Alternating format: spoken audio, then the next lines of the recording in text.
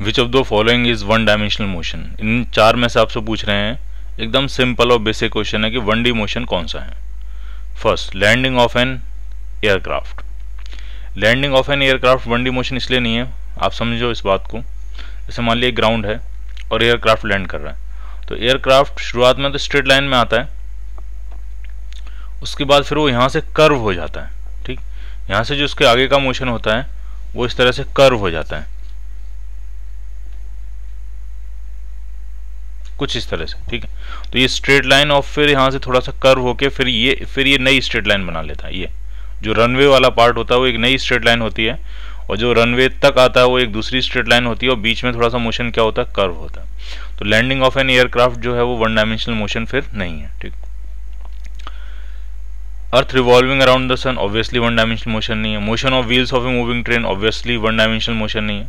ठीक है, train running on a straight track, हाँ ये वन डायमेंशनल मोशन होगा, क्योंकि ट्रैक जो दिया है वो उन्होंने कैसा दिया है, स्ट्रेट ट्रैक दिया है। स्ट्रेट ट्रैक पे अगर ट्रेन रन करेगी तो वो कैसा मोशन होगा, one dimensional motion. Second, a person moves towards east for 3 metre and then towards north for 4 metre and then moves vertically up by 5 meter. What is his distance now from the starting point? अभी कह रहे हैं distance, इसको distance नहीं कहना चाहिए, यहाँ पे उनको कहना चाहिए डिस्प्लेसमेंट, क्योंकि अगर डिस्टेंस पूछ रहे हैं तो सिंपली हम तीनों मूवमेंट को एडअप कर देंगे।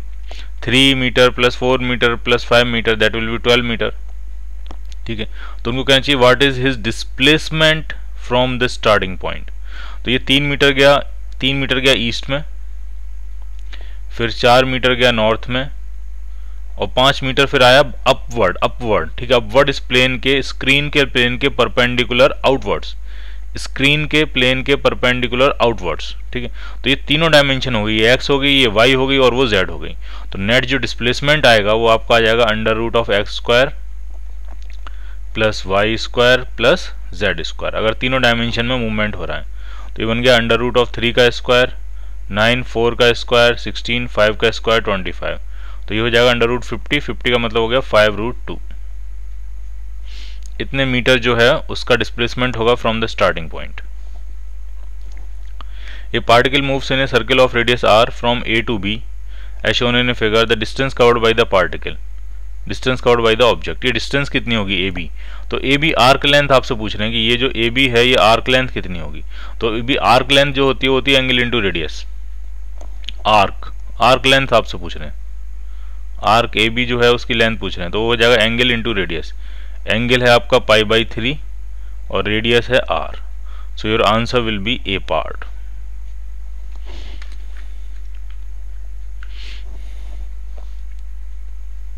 A person moves 30 meter towards north, 20 meters towards east and 30√2 meter in the southwest direction. The displacement of the person from the origin, हाँ ये परफेक्ट पूछा उन्होंने, डिस्प्लेसमेंट पूछा। ठीक, तो बना लेते हैं कि करके 30 मीटर नॉर्थ, तो मान लीजिए ये नॉर्थ है आपका और ये आपका ईस्ट है। तो यहाँ से 30 मीटर नॉर्थ, मान लीजिए यहाँ तक आ गए। ठीक, ये 30 मीटर नॉर्थ चल लिया, ओरिजिन से इस पॉइंट तक आ गए। उसके बाद 20 मीटर्स टुवर्ड्स ईस्ट, तो यहाँ से 20 मीटर ईस्ट की तरफ आ गए, ये 20 मीटर हो जाता है। उसके बाद क्या कह रहे हैं वो इंपॉर्टेंट है, 30√2 इन साउथ वेस्ट डायरेक्शन। अब आप अलग से समझो उसको, ये साउथ है, ये वेस्ट है, 30√2 in the south west direction. इसका मतलब ये हुआ कि 30 मीटर होगा साउथ डायरेक्शन में और 30 मीटर होगा वेस्ट डायरेक्शन में, तब इनका रिजल्टेंट बनेगा 30√2 साउथ वेस्ट डायरेक्शन में। ये आपको समझ में आना चाहिए। अगर कोई आपसे कह रहा है 30√2 in the south west direction, इसका मतलब ये हुआ 30 metre in the south direction and then 30 metre in the west direction. तो हम इन दोनों का टोटल कह सकते हैं 30√2 in the south west direction.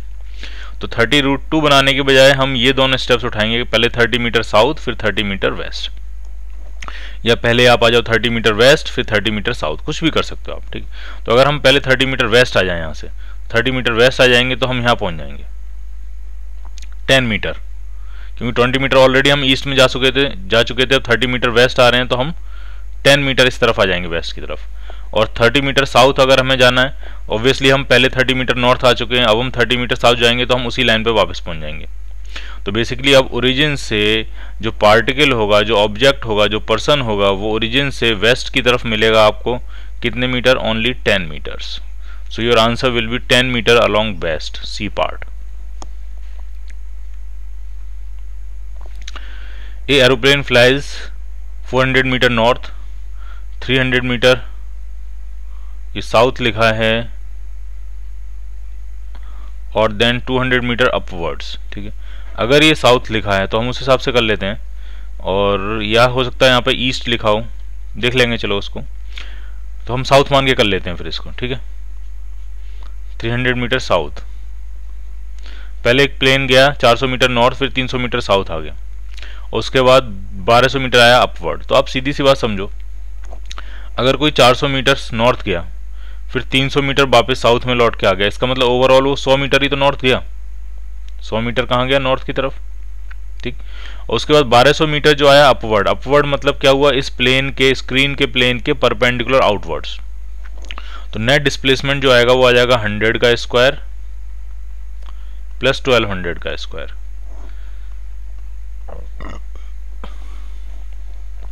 मेरे हिसाब से ये नॉर्थ नहीं होना चाहिए, सॉरी ये साउथ नहीं होना चाहिए, यहाँ पे होना चाहिए ईस्ट। ठीक है, तो अब ये थोड़ा बेहतर क्वेश्चन बनेगा। 400 मीटर गया नॉर्थ में, 300 मीटर आया ईस्ट में, और 1200 मीटर इस प्लेन के परपेंडिकुलर आउटवर्ड डायरेक्शन में। तो ये वाई डायरेक्शन का डिस्प्लेसमेंट है, ये एक्स डायरेक्शन का डिस्प्लेसमेंट है, और वो होगा आपका जेड डायरेक्शन का डिस्प्लेसमेंट। नेट डिस्प्लेसमेंट पूछा तो नेट डिस्प्लेसमेंट मिल जाएगा आपको अंडर रूट ऑफ 400 का स्क्वायर प्लस 300 का स्क्वायर प्लस 1200 का स्क्वायर।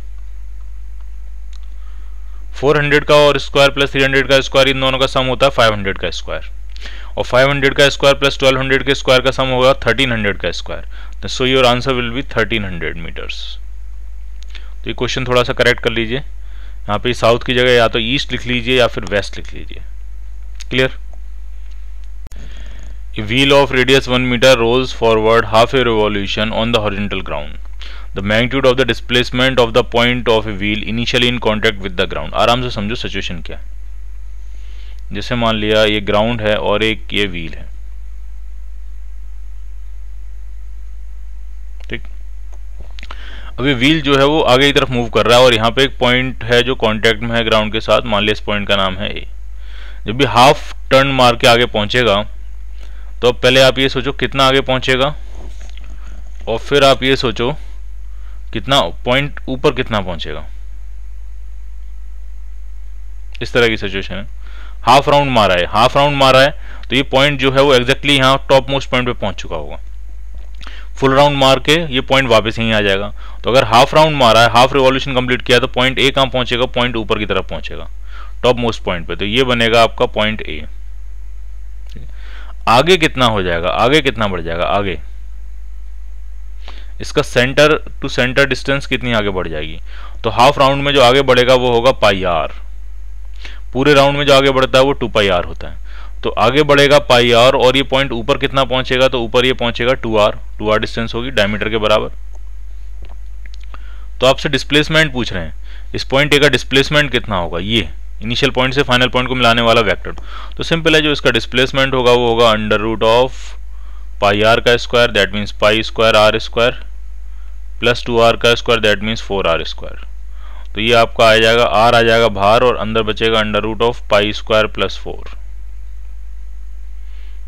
ठीक है, रेडियस 1 मीटर दी हुई है, तो उसका डिस्प्लेसमेंट आ जाएगा under root of pi square plus 4।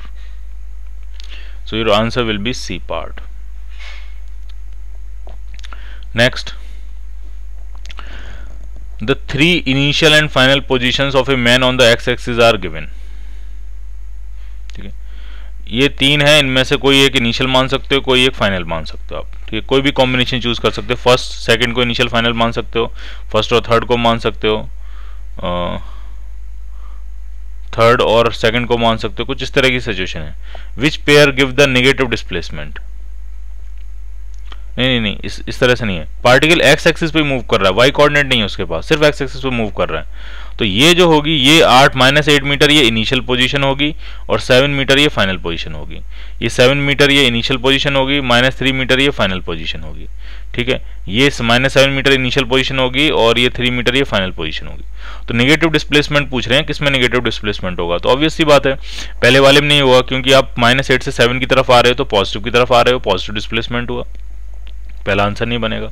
दूसरे वाले में 7 से -3 जा रहे हो, हाँ ये नेगेटिव डिस्प्लेसमेंट हो गया, ये आंसर आपका बनेगा। और तीसरे वाले में -7 से 3 आ रहे हो, ये भी पॉजिटिव डिस्प्लेसमेंट है, ये भी आंसर नहीं बनेगा। So your answer will be B part.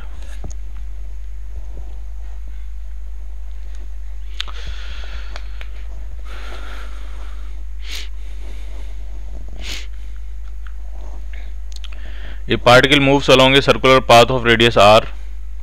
The distance and displacement of a particle after one complete revolution. Particle move कर रहा है सर्कुलर पाथ जिसकी रेडियस r है, और उस पार्टिकल का एक कंप्लीट रिवॉल्यूशन में डिस्टेंस और डिस्प्लेसमेंट पूछा गया है। तो डिस्प्लेसमेंट तो जीरो हो जाएगा कंप्लीट रिवॉल्यूशन में, तो पार्टिकल घूम के वहीं आ जाएगा। जैसे मान लिया सर्कुलर पाथ है ये, और एक पार्टिकल एक कंप्लीट रिवॉल्यूशन कंप्लीट किया है इसने, तो ये ऐसे गया और ये वापस उसी पॉइंट पे लौट के आ गया। What is his displacement? 0।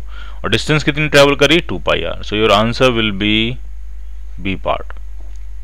Next, a particle start from origin, goes along X axis of to the point 20,0 and then returns along the same line to the point -20,0।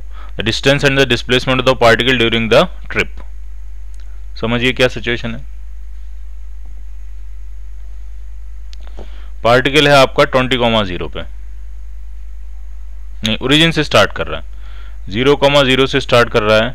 पहले वो पॉजिटिव एक्स की तरफ जाता है 20,0 तक, फिर लौट के आता है नेगेटिव एक्स की तरफ -20,0 तक।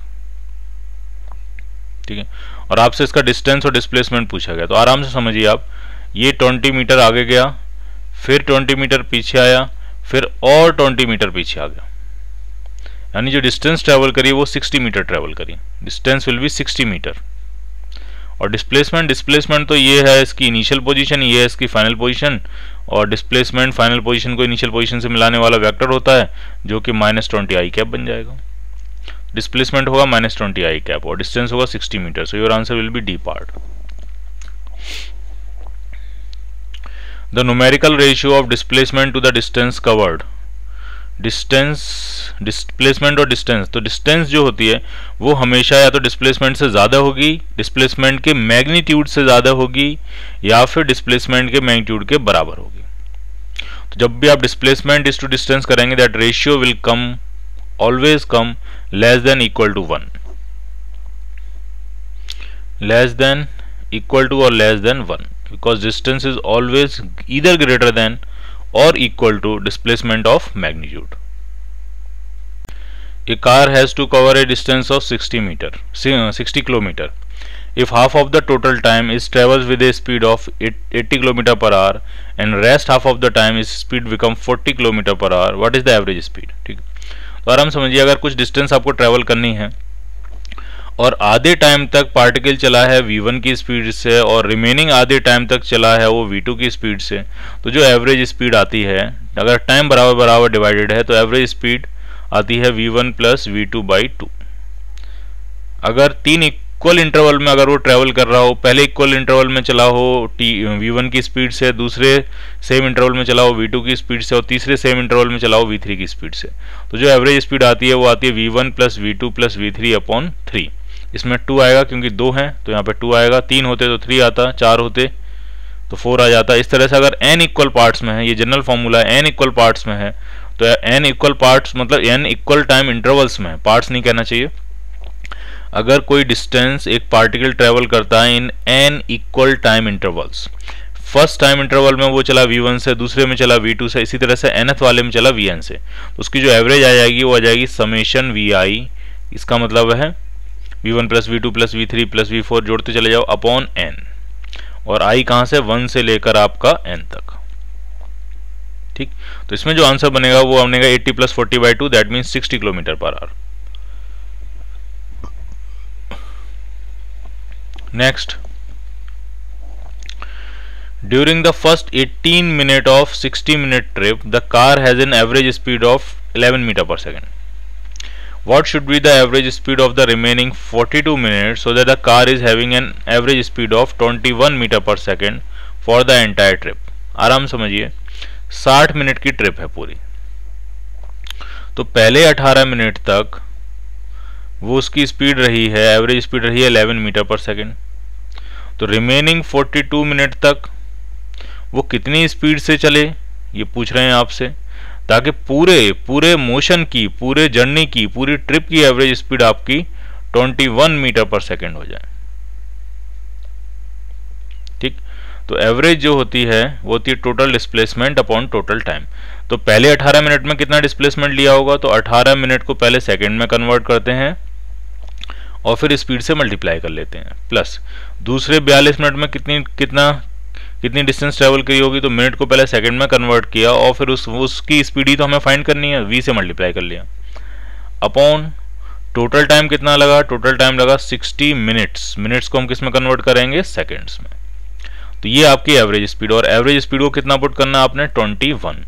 तो ये 60 कॉमन लेके 60 से कैंसिल आउट हो जाएगा, इन दोनों को मल्टीप्लाई करो, इन दोनों को मल्टीप्लाई करो, 60 को इधर ले आके मल्टीप्लाई करो, और भी कैंसिल कर सकते हैं हम, 6 से कैंसिल कर सकते हैं, 3 टाइम्स, ये गया 10 टाइम्स और ये 7 टाइम्स।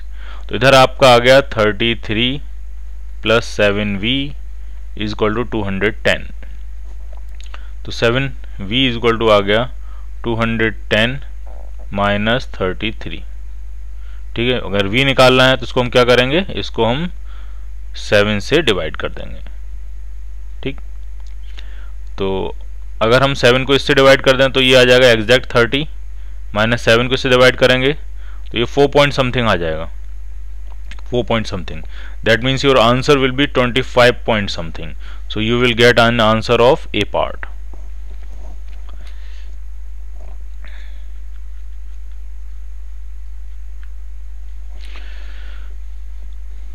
थर्ड क्वेश्चन करते हैं। A man walks on a straight road from his home to a market 2.5 kilometre away with a speed of 5 kilometre per hour. आराम से समझिए, इस तरह की सिचुएशन है। यहाँ मान लिया एक पर्सन का होम है ये, और ये मार्केट है, दोनों के बीच में डिस्टेंस कितनी है, डिस्टेंस है 2.5 किलोमीटर। जब वो मार्केट जा रहा होता है तो जा रहा होता है 5 किलोमीटर पर आवर की स्पीड से। ठीक है, इसका मतलब आधे घंटे में मार्केट पहुंच जाएगा वो। ठीक है, 30 मिनट्स में he will reach the market. Finding the market close, जब वो वहां पहुंचा मार्केट में तो उसको पता लगा कि मार्केट तो बंद है। He instantly turn and walks back home with a speed of 7.5 kilometre per hour. तो गया तो था 5 किलोमीटर पर आवर से, लेकिन जब वो वापस आया तो वापस आया 7.5 किलोमीटर पर आवर से। 7.5 किलोमीटर पर आवर। तो जाने में कितना टाइम लगाएगा, तो जाने में लगाएगा हाफ आवर, मतलब 30 मिनट्स जाने का टाइम, प्लस आने में कितना टाइम लगाएगा, तो 2.5 किलोमीटर वापस आना है 7.5 की स्पीड से, मतलब 1/3 आवर्स। 1/3 आवर्स का मतलब 20 मिनट्स। 20 मिनट्स में वो वापस आ जाएगा। इसका मतलब राउंड ट्रिप में जो टोटल टाइम लगाया उसने वो 50 मिनट्स लगाया। ठीक है, 50 मिनट्स की राउंड ट्रिप है। अब पूछ क्या रहे हैं आपसे, एवरेज स्पीड निकालनी है आपको of the man over the interval, लेकिन पूरे टाइम इंटरवल 50 मिनट की नहीं निकालनी है आपको, सिर्फ 0 से लेकर 40 मिनट तक की एवरेज स्पीड आपको निकालनी है। 0 से लेकर 40 मिनट तक की। जरा पहले चेक करते हैं 0 से लेकर 40 मिनट में होगा कहाँ। तो पहले 30 मिनट में तो ये घर से मार्केट पहुंच गया पहले 30 मिनट में। अब बचे 10 मिनट, तो वापस लौट के आने में तो टोटल 20 मिनट टाइम ले रहा है ना, तो 10 मिनट में एग्जैक्टली आधी डिस्टेंस तक आ गया होगा। तो 0 से लेकर 40 मिनट में वो इतनी डिस्टेंस ट्रेवल करेगा, मतलब 2.5 किलोमीटर जाएगा, और 2.5 का half 1.25 kilometres it will turn back towards home. So total distance will B 3.75 kilometres and total time will be 40 minutes. 40 minutes को सेकेंड आवर्स में कन्वर्ट कर लेते हैं, किलोमीटर पर आवर ही है यूनिट, 60 से डिवाइड कर लिया। तो ये होगी उस पहले 40 मिनट की एवरेज स्पीड। थोड़ा बहुत सॉल्व करेंगे, पॉइंट हटाएंगे, 6 ऊपर पहुंचाया, 4 नीचे रह गया, इंटू 3.75, पॉइंट हटा के 100 से मल्टीप्लाई कर लिया है, ये तो 2 से कैंसिल करेंगे तो ये तो 3/2 बन जाएगा। अब यहाँ से यहाँ कैंसिल करते हैं, ठीक है। तो ये कैंसिल करेंगे 25 से, ये चलो पहले 5 से कर लेते हैं, 7 5 और ये गया 20, फिर 5 से करते हैं 15, ये गया 4, तो ये आपका आ जाएगा 45/8, 45/8 किलोमीटर पर आवर। ये होगी उस 0 से लेकर 40 मिनट्स के इंटरवल की एवरेज स्पीड, ठीक है, वेलोसिटी नहीं, स्पीड। अगर वेलोसिटी पूछा होता तो आप डिस्प्लेसमेंट लेते, 40 मिनट में उसका ये होम घर से शुरू किया था, 40 मिनट बाद वो घर से 1.25 किलोमीटर दूर होता, तो डिस्प्लेसमेंट लेते अगर आपको एवरेज वेलोसिटी पूछी होती, और 1.25/40 मिनट्स करते। फिर आप यहाँ 3.75 की जगह क्या करते, 1.25/40 मिनट्स को आवर्स में कन्वर्ट कर लेते, तो आ जाती average velocity. Clear?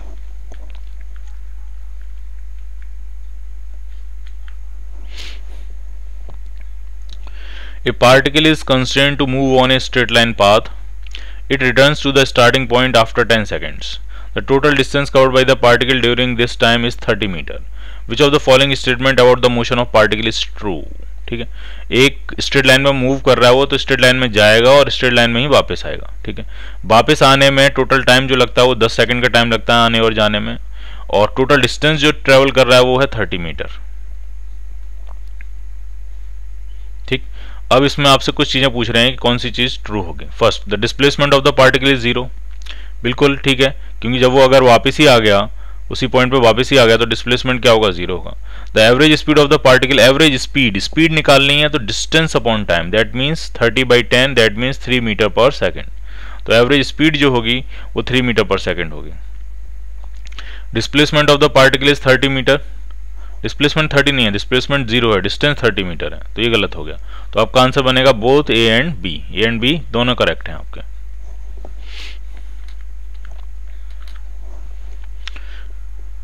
A 150 meter long train is moving with a uniform velocity of 45 km per hour.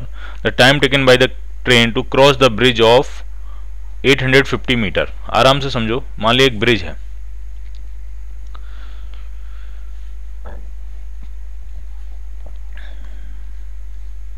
ये एक ब्रिज है जिसकी लेंथ जो है वो कितनी दी है, 850 मीटर लेंथ है, और एक ट्रेन आ रही है उसके ऊपर से, एक ट्रेन आ रही है, ये एक ट्रेन आ रही है मान लिया,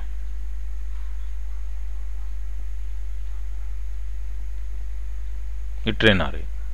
ठीक, तो हम कब बोलते हैं क्रॉसिंग शुरू हो गई, तो जैसे इंजन ब्रिज पे आता है, इंजन जो है जैसे ब्रिज पे आता है हम कहते हैं क्रॉसिंग स्टार्ट हो गई। और कब कहेंगे क्रॉसिंग खत्म हो गई, जब आखिरी डब्बा, आखिरी कंपार्टमेंट जो गार्ड का डिब्बा होता है वो अगर ब्रिज से उतर जाए तो हम कहते हैं क्रॉसिंग खत्म हो गई। तो क्रॉसिंग खत्म करने के लिए ट्रेन को कितना चलना पड़ेगा, ट्रेन को ब्रिज की लेंथ और अपनी लेंथ के सम के बराबर चलना पड़ेगा। क्रॉसिंग स्टार्ट यहाँ पे हो जाती है जैसे ही ट्रेन का जो इंजन है वो जैसे ही ब्रिज पे आ जाता है हम कहते हैं क्रॉसिंग स्टार्ट हो गई। और क्रॉसिंग तब खत्म होती है जब ट्रेन का आखिरी वाला हिस्सा एंड वो ब्रिज से उतर जाता है, तब हम बोलेंगे क्रॉसिंग खत्म हो गई। तो क्रॉसिंग के लिए ट्रेन ने कितनी लेंथ ट्रेवल करी, तो 850 मीटर तो ये है, और 150 मीटर की ट्रेन है, तो total 1000 metre, 1 kilometre distance train ने ट्रेवल करी, 1 किलोमीटर। कितना टाइम लगाएगी, ट्रेन 45 की स्पीड से चल रही है, तो टाइम जो लगेगा वो डिस्टेंस अपॉन स्पीड, लेकिन ये तो आवर्स में आने वाला है, हमें मिनट्स में बनाना है, तो 60 से, और सेकंड्स में बनाना है तो फिर से 60 से, थोड़ा डिवाइड कर लेते हैं। 80 सेकेंड्स, 80 सेकेंड में ट्रेन ब्रिज को क्रॉस कर देगी, 80 seconds. The displacement of a particle starting from rest at t is equal to 0 is given by s is equal to 6t square minus t cube। एक particle जो है उसका displacement की equation दी है, s is equal to 6t square minus t cube। ठीक, the time in seconds at which the particle will attain zero velocity again दोबारा से zero velocity कब करेगा अगेन, वो आपसे पूछ रहे हैं। तो डिस्प्लेसमेंट को अगर हम डिफरेंशिएट कर देंगे तो वेलोसिटी मिल जाएगी। तो डिफरेंशिएट करके कितना आ जाएगा, तो डिफरेंशिएट करके आ जाएगा 12t माइनस 3t स्क्वायर। और वेलोसिटी जरा जीरो पुट करते हैं, तो एक तो 3 कॉमन लेके जीरो में चला जाएगा, तो यहाँ बचेगा 4t माइनस टी स्क्वायर, और इसमें हम t कॉमन ले सकते हैं, तो ये आ जाएगा 4 minus t is equal to 0। अब आप समझो, एक तो वेलोसिटी है ना, ये वेलोसिटी को तो जीरो पुट किया, तो वेलोसिटी एक तो जीरो हो रही है जब टाइम जीरो है,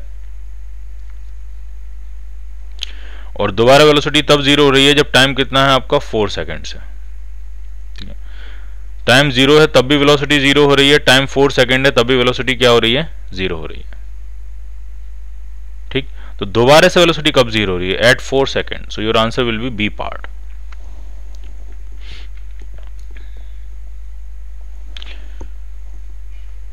An insect crawls a distance 4 meter along north in 10 seconds and then distance 3 meter along east in 5 seconds.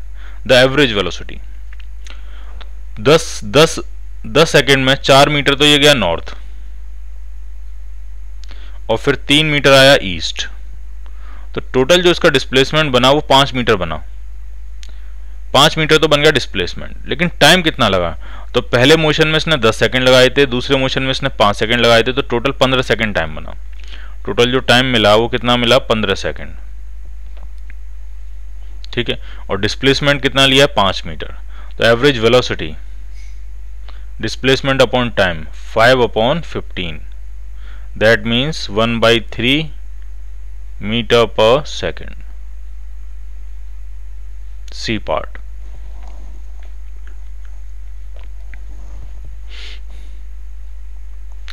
A point traverse 3/4 of the circle of radius r in time t। इस तरह की situation है, r radius का एक circle है और उसका 3/4 हिस्सा, मतलब अगर उसने यहां से चलना शुरू किया है, पॉइंट ए से चलना शुरू किया है, तो 3/4 का मतलब वो इस तरह से चल रहा होगा, यहाँ पे ऐसे चलते हुए और ऐसे चलते हुए ये इस पॉइंट तक आ जाएगा, पॉइंट बी तक ये आ जाएगा, और ये 3/4 इसने जो है वो सर्कल कंप्लीट कर लिया, आर रेडियस है। कितने टाइम में कवर किया है, टी टाइम में। ठीक है, the magnitude of the average velocity of the particle in this time interval is. इस टाइम इंटरवल में एवरेज वेलोसिटी, तो आप पहले ये तो देखो डिस्प्लेसमेंट कितना हुआ है, तो ये वेक्टर होगा डिस्प्लेसमेंट वेक्टर, इनिशियल पॉइंट से फाइनल पॉइंट को मिलाने वाला जो वेक्टर होगा, पोजीशन वेक्टर, वही डिस्प्लेसमेंट वेक्टर होगा। और इसका मैग्नीट्यूड आपसे पूछा जाए तो आप सीधे सीधे कह सकते हो वो r√2 होगा, पाइथागोरस लगा के, ये भी r, वो r√2 होगा। तो जो एवरेज वेलोसिटी आएगी वो आपकी आ जाएगी total displacement upon total time. Clear? So your answer will be C part. लेकिन अब अगर आपसे पूछा जाता है एवरेज स्पीड, एवरेज स्पीड तो टोटल डिस्टेंस ट्रेवल करनी होती, तो 3/4 of the total circumference, 3/4 of the total circumference divided by time, ये आ जाती है आपकी एवरेज स्पीड। अगर ये कोई पूछता है एवरेज स्पीड, तो वो एवरेज स्पीड ये होती।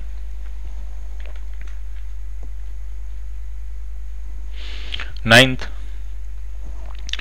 a boy is running over a circular track with uniform speed of 10 meter per second. What is the average velocity for movement of boy from point A to B? A और B के बीच में average speed आपसे पूछी जा रही है, average velocity आपसे पूछी जा रही है। तो जहां तक मुझे दिख रहा है A और B जो है वो डायमेट्रिकली अपोजिट पॉइंट्स हैं, तो अगर वो A से चला और B तक पहुंचा, तो जो टाइम लगेगा, पहले टाइम निकाल लेते हैं, टाइम कितना लगेगा। तो 10 की स्पीड से चल रहा है और कितना ट्रेवल करेगा, ये पाई आर, ये 2πr तो नहीं है, आधी है पाई आर, तो पाई आर है 20, इतना ट्रेवल कर रहा है 10 की स्पीड से, तो जो टाइम लग रहा है वो 2π सेकेंड्स लग रहा है, ये हो गया टाइम। अब हम निकालेंगे एवरेज वेलोसिटी, तो एवरेज वेलोसिटी जो होगी वो होगी total displacement upon total time. Displacement कितना हुआ, तो डिस्प्लेसमेंट तो ये हुआ सिर्फ 40 मीटर, डायमीटर के बराबर, तो डिस्प्लेसमेंट हो गया 40 मीटर और टाइम लग रहा है 2π। So your answer will be 20/π metre per second. Clear? So you will get none of these.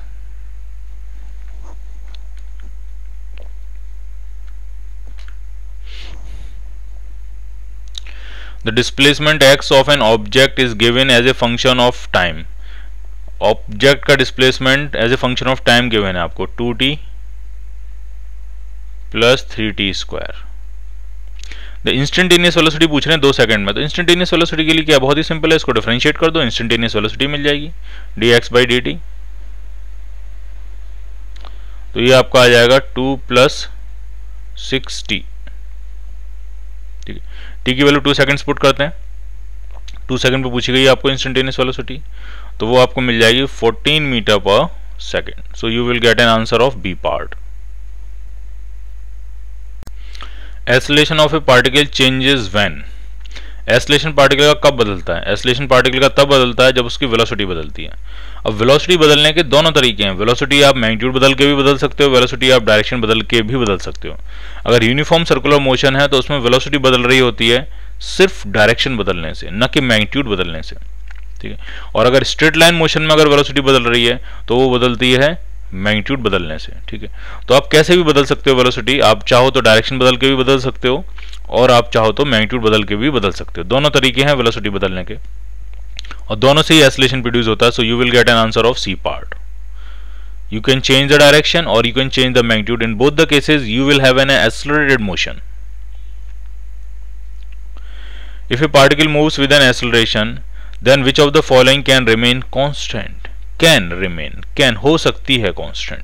ठीक, बोथ स्पीड एंड वेलोसिटी नहीं, दोनों कांस्टेंट नहीं रह सकती।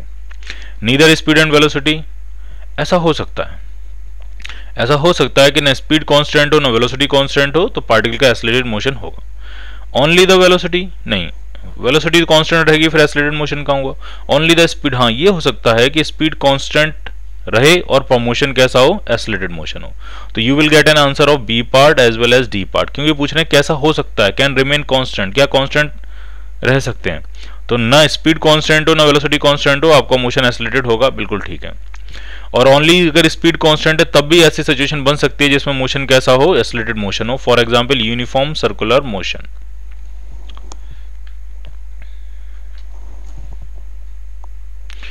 The average velocity of a body moving with uniform acceleration traveling a distance of 3.06 meter in 0.34 meter is 3.34 metre per second. समझना आपको, एक body है वो कांस्टेंट एक्सेलरेशन से मूव कर रही है, एक्सेलरेशन कांस्टेंट है और वो टोटल डिस्टेंस ट्रेवल करती है 3.06 मीटर। कितने टाइम में? इन कुछ टाइम नहीं दिया, टाइम नहीं दिया, इतने मीटर डिस्टेंस ट्रेवल करती है और इतनी मीटर डिस्टेंस ट्रेवल करने में जो उसकी एवरेज वेलोसिटी होती है वो आपको दी है 0.34 मीटर पर सेकेंड। ठीक, और क्या दिया है, if the change in velocity of the body is 0.18 metre per second, और वेलोसिटी का चेंज भी दिया है उतने ही टाइम में, और इसी इतनी मीटर डिस्टेंस ट्रेवल करने में जो चेंज इन वेलोसिटी हुआ है डेल्टा वी, वो आपको दिया है 0.18 मीटर पर सेकेंड। तो आपको एक्सेलरेशन पूछा है, तो सबसे पहले हम टाइम निकालेंगे कैसे, टोटल डिस्टेंस इतना ट्रैवल किया, उस डिस्टेंस को ट्रैवल करने में ये थी उसकी एवरेज स्पीड, तो हम टाइम कैसे निकालेंगे, total distance upon average speed 3.06 upon 0.34, ये पूरा कैंसिल आउट हो जाएगा और जहाँ तक मुझे लगता है इससे ये 9 टाइम्स कैंसिल आउट हो जाएगा, क्योंकि अगर हम इसमें 34 जोड़ देंगे तो 340 हो जाएगा, 9 टाइम्स 9 सेकेंड्स लगेंगे, 9 सेकेंड्स का मोशन है। और एवरेज एक्सेलरेशन निकालना कोई मुश्किल नहीं है, टोटल वेलोसिटी में चेंज कितना हो रहा है वो पता लग गया और टोटल टाइम कितना लग रहा है वो पता लग गया, तो हम उनको डिवाइड कर देते हैं, 0.18 डिवाइडेड बाई 9, तो 9 से इसको डिवाइड करेंगे तो ये आ जाएगा 0.02 metre per second square. B part.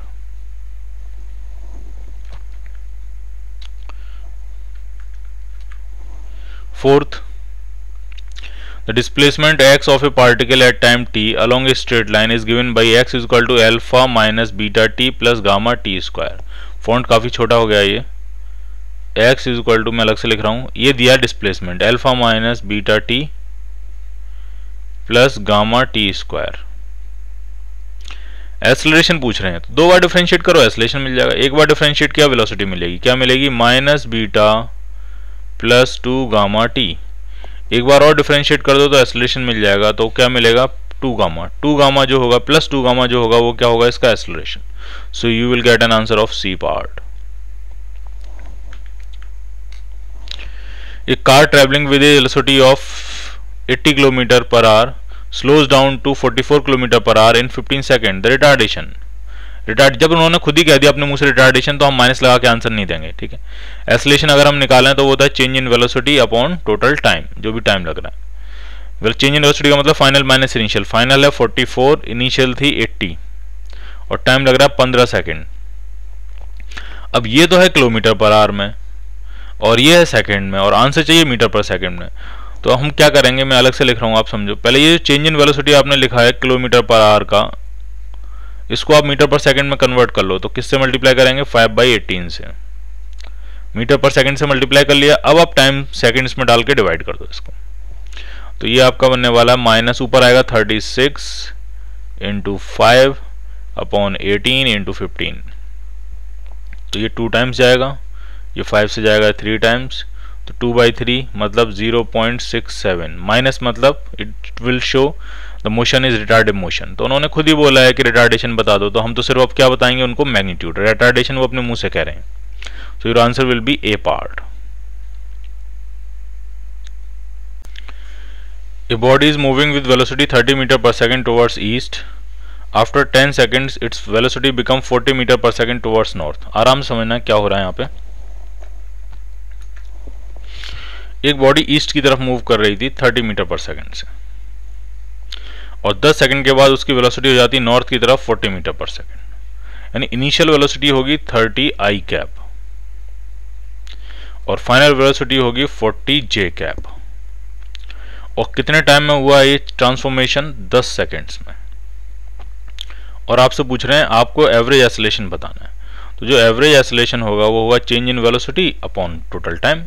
Change in velocity होता है फाइनल वेलोसिटी अब माइनस इनिशियल वेलोसिटी। तो ये हो जाएगा 40 J cap minus 30 I cap upon total time 10 seconds.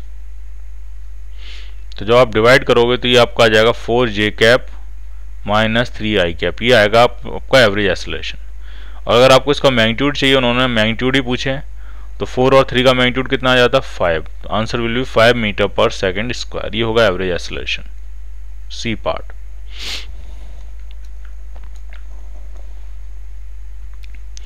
The displacement of a particle moving along x-axis is given by x is equal to 18t plus 5t square।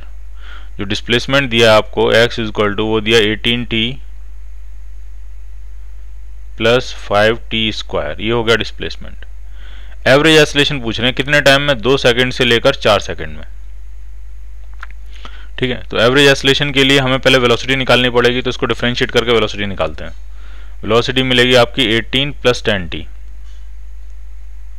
तो 2 second पे velocity कितनी होगी, v2 नाम मैं इसको देता हूँ 2 second पे। तो t की वैल्यू 2 पुट करोगे तो 18 प्लस 20 38 मीटर पर सेकंड। और 4 सेकंड पे कितनी होगी, उसको नाम v4 दे देता हूँ मैं। तो जब 4 सेकंड पुट करोगे तो 18 तो रहेगा ही रहेगा, या 40 हो जाएगा, तो ये 58 मीटर पर सेकंड हो जाएगा। तो जो एवरेज एक्सेलरेशन निकालना है आपको, तो फाइनल माइनस इनिशियल 4 सेकंड की वेलोसिटी माइनस 2 सेकंड की वेलोसिटी, तो ये आ जाएगा 20 मीटर पर सेकंड। ये हो जाएगा change in velocity upon total time 2 second.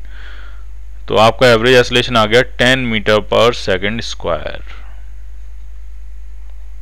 B part. The distance traversed by the particle along a straight line is given by x is equal to 180t plus 50t square metre. Acceleration पूछ रहे हैं, तो अब ये distance दिया और x straight line में move कर रहा है, एक्सिस के अलॉन्ग ही मूव कर रहा है, तो वो डिस्प्लेसमेंट ही मान लेते हैं हम उसको, 180t प्लस 50t स्क्वायर, ठीक है।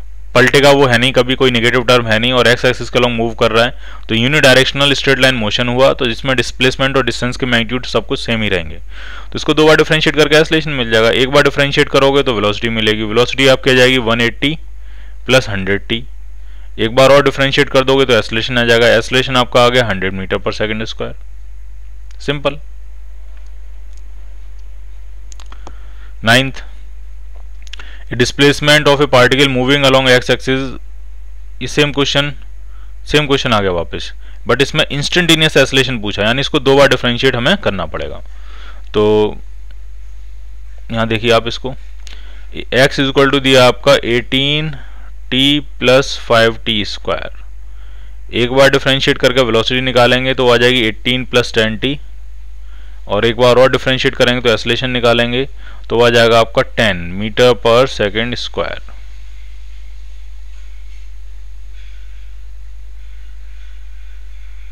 B part. अब आप समझिए, जो इंस्टेंटेनियस एक्सेलरेशन है क्या वो टाइम का फंक्शन आया? जी नहीं, इंस्टेंटेनियस एक्सेलरेशन आपका कांस्टेंट आया, और जब इंस्टेंटेनियस वैल्यू कांस्टेंट होती है तो उसकी एवरेज वैल्यू भी वही होती है जो कि इंस्टेंटेनियस वैल्यू है। इसलिए जो पिछला क्वेश्चन था जिसमें हमसे एवरेज एक्सेलरेशन पूछा गया था वो भी कितना आया था? 10 metre per second square. Clear? 10th,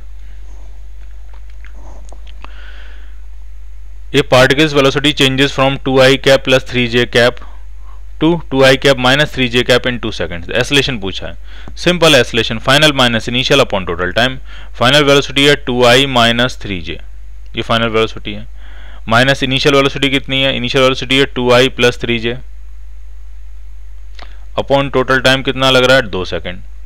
तो ये आपका आ जाएगा minus 6j cap divided by 2, that means minus 3j cap. ये आपका आ गया acceleration. An object is moving with velocity 10 meter per second. A constant force acts for 4 seconds on the object, gives it a speed of 2 meter per second in the opposite direction. The acceleration produced is, situation समझनी क्या है? एक object है वो मान लिया इस direction में 10 मीटर पर सेकंड से मूव कर रहा है और एक फोर्स लगा 4 सेकंड तक, उसने उस ऑब्जेक्ट को कितनी velocity they the? 2 metre per second, but in the opposite direction. 4 second में ये खेल हुआ है, तो एक्सेलरेशन पूछ रहे हैं, एक्सेलरेशन कितना होगा? Average acceleration. एक्सेलरेशन जो होगा वो होगा change in velocity upon total time. अब अगर इस वेलोसिटी को आप पॉजिटिव मानते हो +10, तो ये वेलोसिटी आपकी कैसी हो जाएगी? नेगेटिव। तो फाइनल माइनस इनिशियल करेंगे तो फाइनल हो जाएगी -2, माइनस इनिशियल करेंगे तो इनिशियल आपकी थी 10 अपॉन टोटल टाइम 4, तो 12 -12/4 यानी -3 मीटर पर सेकेंड स्क्वायर। और ये माइनस साइन ये बता रहा है कि इनिशियल वेलोसिटी के अपोजिट डायरेक्शन में क्या होगा? एक्सेलरेशन। इनिशियल वेलोसिटी के अपोजिट डायरेक्शन में क्या होगा आपका? एक्सेलरेशन। B part.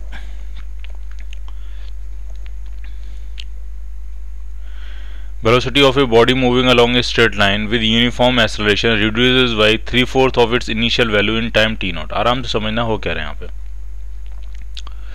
अगर इनिशियल वेलोसिटी बॉडी की है v0, तो t0 टाइम में उसके पास जो वेलोसिटी बचती है reduces by 3/4 of its initial velocity, reduces by, तो बची कितनी? बची 1/4 v0/4, 3/4 से रिड्यूस हो जाती है तो रिमेनिंग कितनी रह जाएगी? 1/4।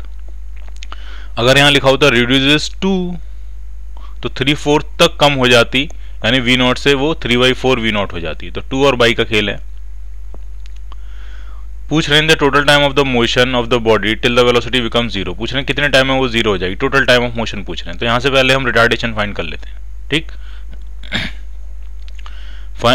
रिटार्डेशन जो होगा नेगेटिव आएगा, अपने आप ही नेगेटिव आएगा। Final minus initial, final velocity है v0/4, माइनस इनिशियल है v0 अपॉन टाइम कितना है? t0, तो रिटार्डेशन आ गया आपका -3/4 v0 t0। कितनी देर में वेलोसिटी 0 हो जाएगी? ठीक, तो v = u + at लगाते हैं।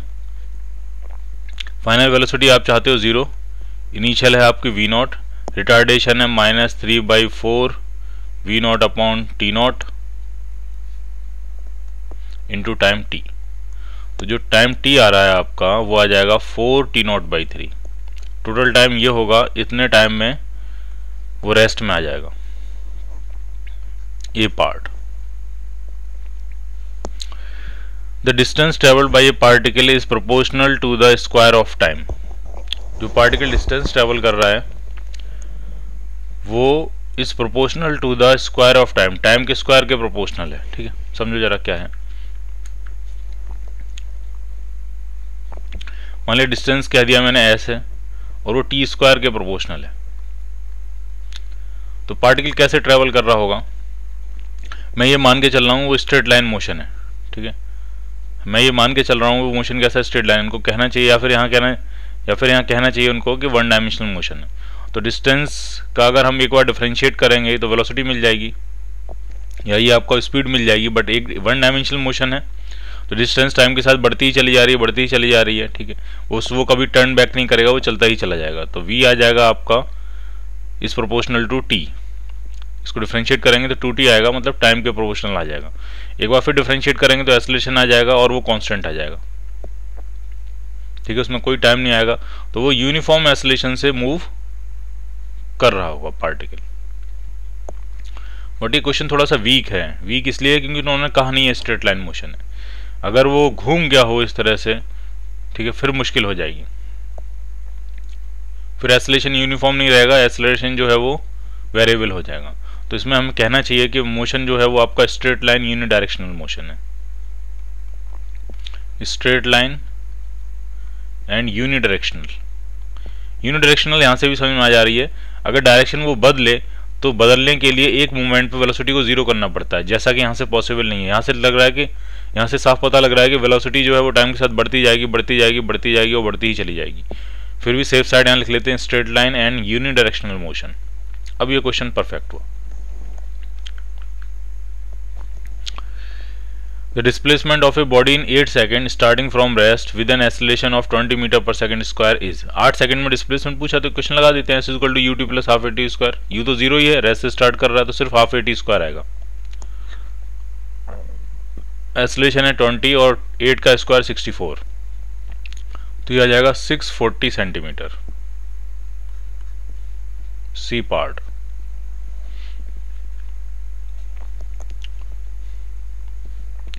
A particle starts with a velocity of 2 meter per second and moves in a straight line with a retardation of 0.1 meter per second square. The first time at which a particle is 15 meter from the starting point. पहली बार वो 15 metre दूर कब होगा, ठीक है।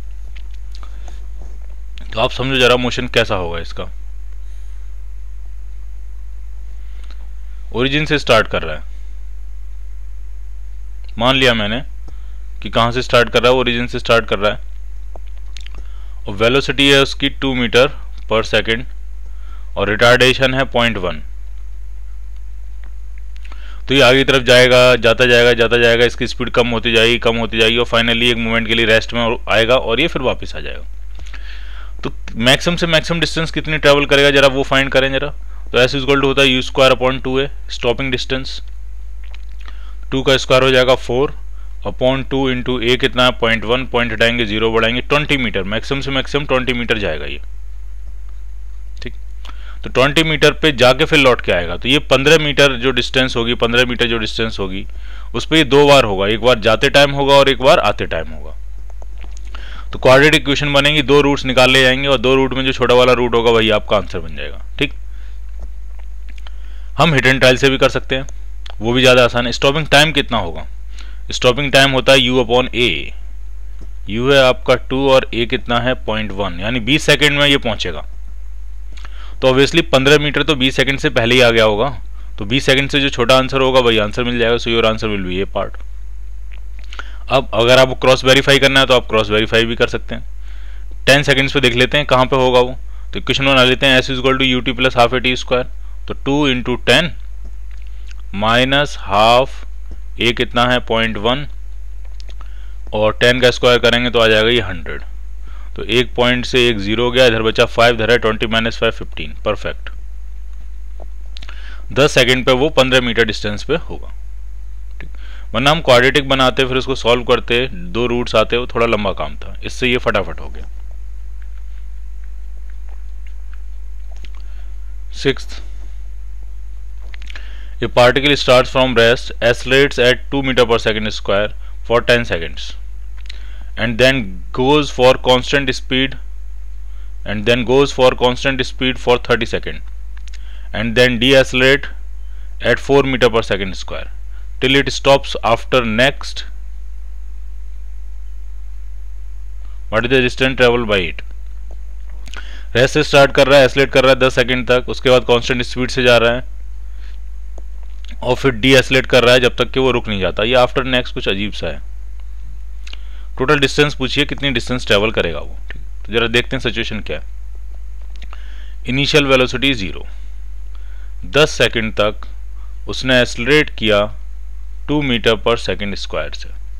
तो पहले इसी को सेटल कर लेते हैं कितनी डिस्टेंस ट्रेवल करी होगी, तो एस इक्वल टू यू तो जीरो है, half A T square, half A T square. जो डिस्टेंस ट्रेवल करी है वो 100 मीटर डिस्टेंस ट्रेवल करी है। ठीक, वेलोसिटी कितनी गेन कर ली होगी, जो कि अगले मोशन के लिए इनिशियल वेलोसिटी बन जाएगी। तो v equal to u plus a t, u तो जीरो है, ए है 2 और टाइम है 10 सेकेंड, तो 20 मीटर पर सेकेंड की वेलोसिटी गेन कर ली होगी। ठीक, अब अगले 30 सेकंड तक वो कांस्टेंट स्पीड से जाता है, तो कांस्टेंट स्पीड से जाएगा तो S1 नाम दिया, S2 नाम दिया, कांस्टेंट स्पीड मतलब 20 मीटर पर सेकंड से जाएगा वो अगले 30 सेकंड तक। तो कितनी डिस्टेंस ट्रेवल कर लेगा, 20 into 30, that means 600 metre distance वो ट्रेवल कर लेगा। फिर वो रिटार्ड करता है, यानी अब अगली सिचुएशन समझिए, अब वो रिटार्ड करेगा, यानी ये 20 मीटर पर सेकंड है, ये तो बन जाएगी अब इसकी इनिशियल वेलोसिटी, और तब तक रिटार्ड करता है जब तक कि रुक नहीं जाता, यानी फाइनल वेलोसिटी हो जाएगी 0। और रिटार्डेशन दिया है 4 मीटर पर सेकंड स्क्वायर में, माइनस लगा दिया, रिटार्डेशन है। तो अब ये कितना और चल लेगा इसमें, तो मैं थर्ड इक्वेशन लगा रहा हूं, v square is equal to u square plus 2as। तो यहां से s3 आने वाला है u square upon 2a, stopping distance है बेसिकली है। u स्क्वायर करेंगे हम 20 इंटू 20 400 अपॉन 2, a कितना है, a है आपका 4, यहाँ माइनस आएगा बेसिकली, यहाँ जब इसको इधर लेके आओगे यहाँ वैल्यू पुट करोगे माइनस आएगा, और वो माइनस और माइनस से प्लस हो जाएंगे, तो ये आपका आ गया 50 मीटर। होना भी चाहिए। जब 2 मीटर पर सेकंड स्क्वायर से एस्लेट किया था, इस बात को आप ढंग से समझें, जब 2 मीटर पर सेकंड स्क्वायर से एस्लेट किया था तो उसने 100 मीटर डिस्टेंस ट्रेवल करी थी, वही वेलोसिटी गेन करने के लिए, जिसको अब हमें खत्म करके 0 कर देना है। लेकिन रिटार्डेशन हम करवा रहे हैं 4 से, तो डबल रिटार्डेशन है, तो आधी डिस्टेंस में ही वो खेल खत्म हो जाएगा, आधी डिस्टेंस में ही वो इसको लाके रोक देगा। तो जो काम उसने 100 मीटर में किया था वो कितने में हो जाएगा, 50 मीटर में, क्योंकि एक्सेलरेशन डबल हो गया। टाइम भी आधा लगेगा, डिस्टेंस भी आधी ट्रेवल करेगा। क्लियर? तो टोटल डिस्टेंस कितनी ट्रेवल करी, तो वो हो गई 100 metre plus 600 metre plus 50 metre, तो 750 मीटर टोटल डिस्टेंस होगी। टाइम भी आप चाहो टाइम निकाल सकते हो, टोटल टाइम ऑफ मोशन, तो पहला था 10 सेकंड का मोशन, दूसरा था 30 सेकंड का मोशन, और जैसा मैंने आपको बताया इसमें सिर्फ 5 सेकंड लगने वाले हैं, क्योंकि रिटार्डेशन डबल हो गया तो टाइम और डिस्टेंस आधी हो जाएंगी। तो ये हो गया आपका 30 प्लस 10 40 45 सेकंड्स का टोटल जो है वो मोशन होगा।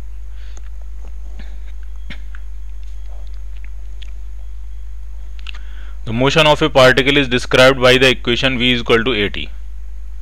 The distance traveled by a particle in the first 4 seconds, पहले 4 सेकंड में कितनी डिस्टेंस ट्रेवल करनी है करेगा पार्टिकल, वो आपको बतानी है। तो जो वेलोसिटी है v is equal to वो at है, और पहले 4 सेकंड में, तो v को हम लिखेंगे ds by dt, dt को धर ले गए तो at dt बन गया ये। अब हम इसको इंटीग्रेट करेंगे, पहले 4 सेकंड तो यानी 0 to 4 सेकंड, और कितनी डिस्टेंस ट्रेवल करेगा वही हमें निकालनी है। तो इंटीग्रेट करके आ जाएगा at स्क्वायर बाई 2, और सॉरी at स्क्वायर बाई 2, और टाइम की लिमिट डालेंगे 0 to 4, तो 4 का 16 80 आ जाएगा आपका, 8a आ जाएगा। t की वैल्यू डालेंगे 4 का स्क्वायर होता है 16 अपॉन 2 8 डिस्टेंस वो ट्रेवल कर लेगा फर्स्ट 4 सेकंड में।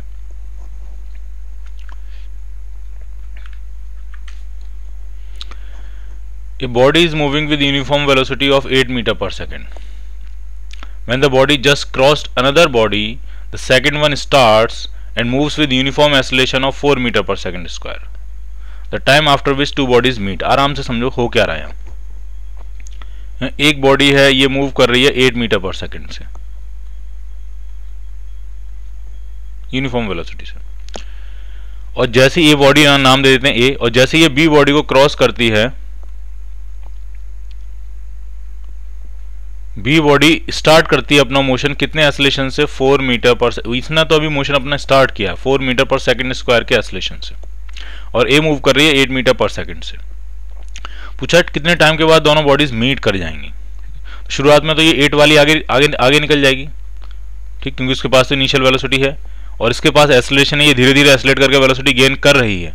तो कितने टाइम के बाद दोनों मीट करेंगे, तो मान लिया ये दोनों यहाँ मीट कर गए, कितने टाइम और कितने डिस्टेंस पे हम दोनों चीजें फाइंड करेंगे। मान लिया डिस्टेंस ट्रेवल की s और टाइम लगा t।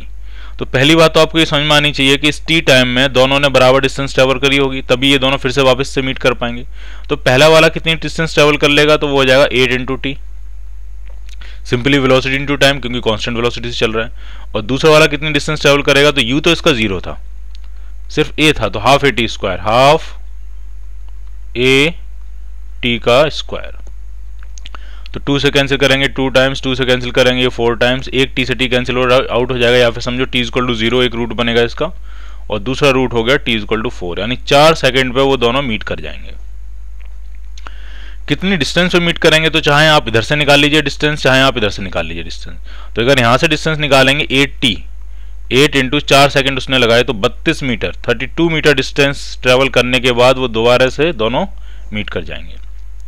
ठीक, अब दूसरी बात समझिए, जब ये मीट करेंगे तब ए की वेलोसिटी कितनी होगी, 8 मीटर पर सेकेंड, वो तो कांस्टेंट से ही जा रहा है, बट बी की वेलोसिटी डबल होगी।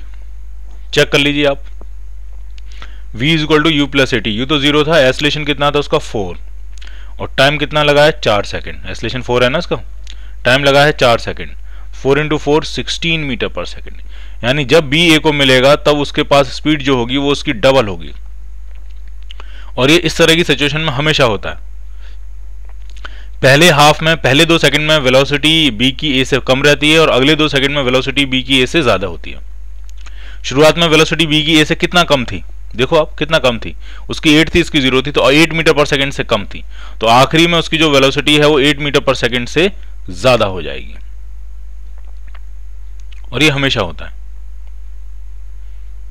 क्लियर, ये ध्यान रखना, जब ये मीट करेगा तो ये मत समझना उसकी वेलोसिटी 8 होगी, अगर उसकी वेलोसिटी 8 होती, धीरे धीरे बढ़ के 8 हो पाती, तो वो तो उससे पीछे ही रहता है, क्योंकि उसकी तो हमेशा से 8 रही है, तो वो तो बहुत आगे निकल गया होता। जब वो मीट करेगा तो उसकी वेलोसिटी उससे डबल होगी, अगर उसने रेस्ट से स्टार्ट किया है motion. Two bodies A and B start from rest from the same point with a uniform acceleration of 2 metre per second square. दो बॉडीज हैं, रेस्ट से स्टार्ट कर रही हैं सेम पॉइंट से, और कितने यूनिफॉर्म एक्सेलरेशन से स्टार्ट कर रही हैं 2 metre per second square. If B starts 1 second later then two bodies are separated. अगर बी 1 सेकंड देर से स्टार्ट करती तो ऑब्वियसली बात है दोनों बॉडी सेपरेटेड होती at the end of next second by एक अगले सेकंड के एंड में उन दोनों के बीच में सेपरेशन कितना होगा वो आपसे पूछना, आपको आराम से समझना हो क्या रहा है यहाँ पे। ये है बी, ये मान लिया है ए, ये मान लिया है बी, दोनों ही कितने एक्सेलरेशन से रेस्ट से स्टार्ट कर रही हैं दोनों ही बॉडीज, और कितने एक्सेलरेशन से 2 मीटर पर सेकंड स्क्वायर से एक्सेलरेट कर रही हैं, रेस्ट से स्टार्ट कर रही हैं दोनों। अब कह रहे हैं अगर बी 1 सेकंड बाद स्टार्ट करे, यानी ए ने स्टार्ट किया मोशन t इक्वल टू 0 पे और बी ने स्टार्ट मोशन किया 1 सेकंड बाद, ठीक।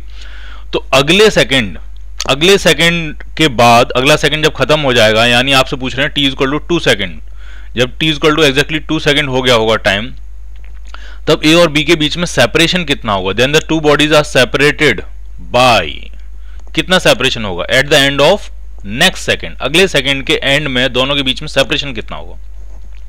यानी सीधी सी बात है, a को टाइम मिला 2 सेकंड चलने का और b को टाइम मिला सिर्फ 1 सेकंड चलने का, क्योंकि उसका मोशन तो 1 सेकंड बाद स्टार्ट हुआ था, तो 2 सेकंड तक होते होते उसको सिर्फ 1 ही सेकंड मिला हुआ चलने के लिए। तो a कितना चल लेगा, a चल लेगा हाफ a t स्क्वायर, और b कितना चल पाएगा हाफ a t स्क्वायर, और ये उनके बीच का सेपरेशन होगा। तो कितना आ जाएगा ये 4 माइनस 1 3 मीटर, 3 मीटर सेपरेशन होगा उनके बीच में, सी पार्ट।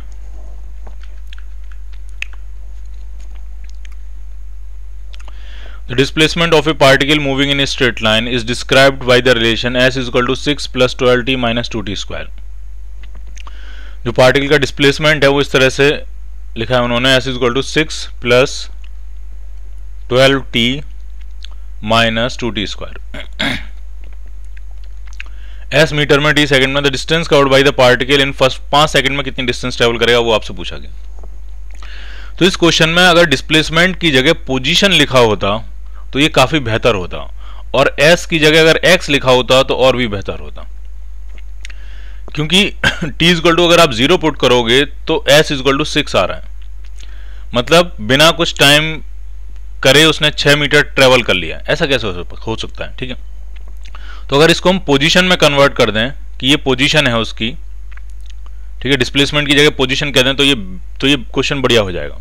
तो आप t की वैल्यू अगर 0 डालोगे तो उसकी पोजीशन क्या मिलेगी? x equal to 6।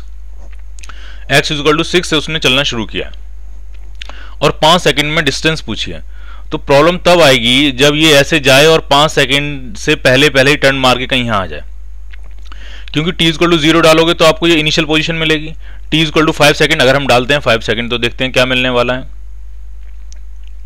6 plus 60 minus 50, तो ये मिल रहा है आपको 16। तो 5 सेकंड पे वो x इक्वल टू 16 पे होगा 5 सेकंड पे। तो कोई डिस्प्लेसमेंट पूछे तो बहुत सिंपल, एकदम 6 से 16 10 मीटर का डिस्प्लेसमेंट हो जाएगा।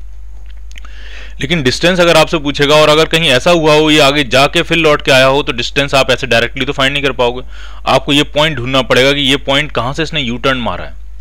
और यू टर्न पॉइंट की जो पहचान होती है वो ये होती है कि वहां पे वेलोसिटी 0 होती है। जब तक हम ये पॉइंट पता ना कर लें तब तक हम डिस्टेंस फाइंड नहीं कर पाएंगे। अगर हमें ये पॉइंट पता लग गया तो यहां से यहां तक की डिस्टेंस मेजर करेंगे, फिर यहां से यहां तक की डिस्टेंस मेजर करेंगे, दोनों को जोड़ देंगे, टोटल डिस्टेंस हो जाएगी। तो ये पॉइंट यू टर्न वाला पॉइंट, ये हमेशा आप दिमाग में अपने सेट कर लो। यू टर्न वाला पॉइंट हम कैसे फाइंड करते हैं? वेलोसिटी को 0 पुट करके। तो जरा वेलोसिटी निकालते हैं डिफरेंशिएट करके। इसको डिफरेंशिएट करेंगे तो ये आ जाएगी 12 माइनस 4t, और इसको पुट करेंगे 0 तो टाइम आ गया 3 सेकंड, यानी 3 सेकंड पर वो यहां होगा। 3 सेकंड पे उसकी वेलोसिटी 0 होगी और वो यू टर्न ले रहा होगा। तो 3 सेकंड पे जरा देखते हैं एक्स कोऑर्डिनेट कहां से यू टर्न ले रहा होगा, जरा ये पता लगाते हैं। टी की वैल्यू 0 पुट कीजिए, टी की वैल्यू 3 पुट कीजिए इसमें। 6 प्लस 36 माइनस 18 24, यानी 24 से यू टर्न मारेगा। यानी ओवरऑल बात अब ये हुई आपकी कि 6 से चलना शुरू किया उसने, 24 तक गया, वहां से यू टर्न मारा, और जब आपका टाइम 5 सेकंड हुआ तब ये मिला आपको x इक्वल टू 16 पे। ये है सिचुएशन। अब आप डिस्टेंस बता दो, अब बहुत सिंपल हो जाएगा। तो 6 से लेकर 24 तक जब वो गया तो कितना चल गया? तो ये चल गया 18 मीटर, तो यहां चल दिया इसने। ठीक, 6 से लेकर 24 तक जाने में ऑब्वियसली 24 माइनस 6 18 होता है, और 24 से 16 तक आने में कितना चल गया ये? 24 माइनस 16 8 मीटर ये चल गया। ये 18 प्लस 8 26 मीटर उसने डिस्टेंस ट्रेवल करी है। इस तरह के क्वेश्चन ऐसे होते हैं।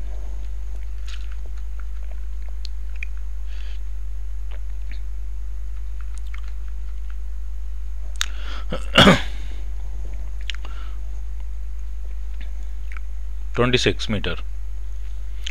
A train accelerating uniformly from rest attains a maximum speed of 40 metre per second in 20 second.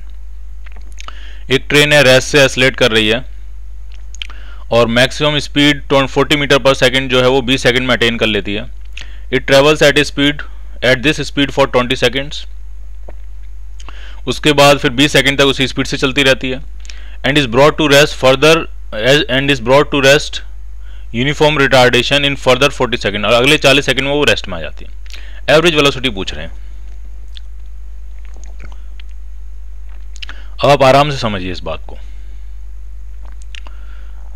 कि इनिशियल वेलोसिटी तो थी 0, ठीक है। 20 सेकेंड में उसने अपनी वेलोसिटी बढ़ा के कर ली 40 मीटर पर सेकेंड। ठीक, 20 सेकेंड में ये खेल हुआ है। फिर 40 मीटर पर सेकेंड तक वो चलता रहा, अगले 20 सेकेंड तक वो चलता रहा 40 मीटर पर सेकेंड से ही, 40 मीटर पर सेकेंड से ही चलता रहा यूनिफॉर्म वेलोसिटी से। और फिर उसने रिटार्डेशन किया है, और जो काम उसने 20 सेकेंड में गेन किया था वह उसको घटाने में उसने 40 सेकेंड का टाइम लगाया। अगले 40 सेकेंड में उसने अपनी वेलोसिटी कम करते करते फिर से क्या कर दी है? 0 कर दी है। ये है पूरा खेल। तो आप मुझे ये बताइए, टोटल टाइम तो आपको पता है, 20 सेकेंड यहां लगे हैं, 20 सेकेंड यहां लगे हैं और 40 सेकेंड यहां लगे हैं। अब अगर मैं टोटल डिस्टेंस और फाइंड कर लूँ और total distance upon total time कर दूँ तो एवरेज वेलोसिटी मिल जाएगी। ठीक, तो पहले टोटल डिस्टेंस फाइंड करते हैं, जरा ऊपर वाले हिस्से में फाइंड करते हैं कितनी डिस्टेंस ट्रेवल करी होगी उसने। इनिशियल वेलोसिटी 0, फाइनल वेलोसिटी ये है, टाइम लगा है इतना। ठीक है, तो 20 सेकंड में अगर 40 की स्पीड उसने गेन करी, इसका मतलब एक्सेलरेशन उसका 2 मीटर पर सेकंड रहा होगा, 2 मीटर पर सेकंड स्क्वायर। तो डिस्टेंस कितनी ट्रेवल करेगा s1, तो half at square, half a कितना है 2 और टाइम कितना है 20 का स्क्वायर 400, तो 400 मीटर डिस्टेंस ट्रेवल करेगा पहले हिस्से में। उसी वेलोसिटी को खत्म करने के लिए डबल टाइम लगाया, तो डिस्टेंस भी डबल ट्रेवल करी होगी, तो यहां पे 800 मीटर डिस्टेंस ट्रेवल करके रुक पाएगा वो। और बीच वाले हिस्से में 20 सेकंड तक वो 40 से चलता रहा, 20 सेकंड तक वो 40 से चलता रहा, तो 40 से चलता रहा 20 सेकंड तक, तो 800 मीटर डिस्टेंस उसने यहां ट्रेवल कर लिया। तो टोटल डिस्टेंस कितनी ट्रेवल कर ली है? 400 मीटर ये ट्रेवल करी है, 800 मीटर ये ट्रेवल करी है, 800 मीटर ये ट्रेवल करी है, टोटल 2000 मीटर डिस्टेंस ट्रेवल कर ली उसने। और टोटल टाइम कितना लगाया? 20 सेकंड यहां लगाया, 20 सेकंड यहां लगाया और 40 सेकंड यहां लगाया, 80 सेकंड टोटल टाइम उसने लगाया। तो ये कैंसिल कर लेते हैं, ये आपका आ जाएगा 4 से कैंसिल करते हैं तो 8 से कैंसिल कर देते हैं सीधे, 25 मीटर पर सेकेंड जो है वो आपको एवरेज वेलोसिटी मिलेगी, सी पार्ट। क्या किया वो आपको समझ में आया? हमने एक तो कंसेप्ट ये लगाया कि जिस वेलोसिटी को गेन करने में उसने 20 सेकंड लगाए, उस वेलोसिटी को खत्म करने में उसने 40 सेकंड लगाए, टाइम डबल लगाया है तो डिस्टेंस वो डबल ही ट्रेवल करेगा। तो यहां पे अगर उसने 400 मीटर ट्रेवल किया तो यहां कितना ट्रेवल करके रुकेगा? 800 मीटर। बाकी बचे हुए बीच के 20 सेकंड में वो 40 से चलता रहा है, तो 40 से लगातार चलता रहेगा 20 सेकंड तक, तो 800 मीटर यहां ट्रेवल करेगा। और कंसेप्ट लगाया टोटल डिस्प्लेसमेंट जो उसने लिया upon total time, average velocity मिल जाएगी। क्लियर?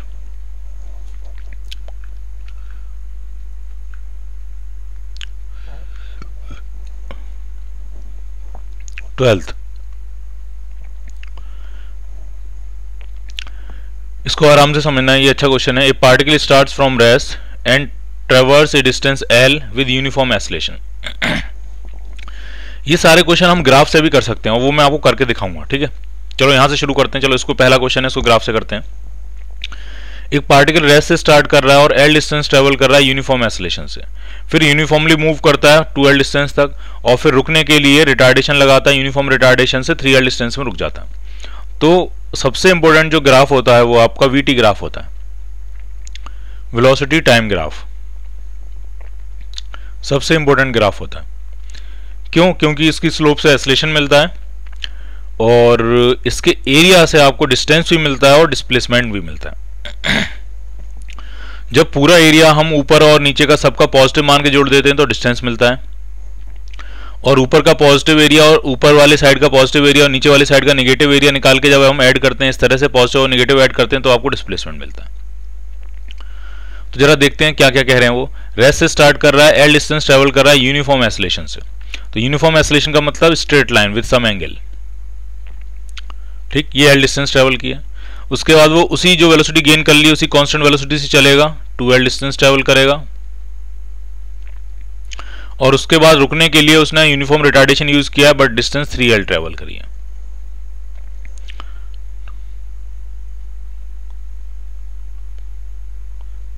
यानी इसका जो एरिया होगा वो होगा l,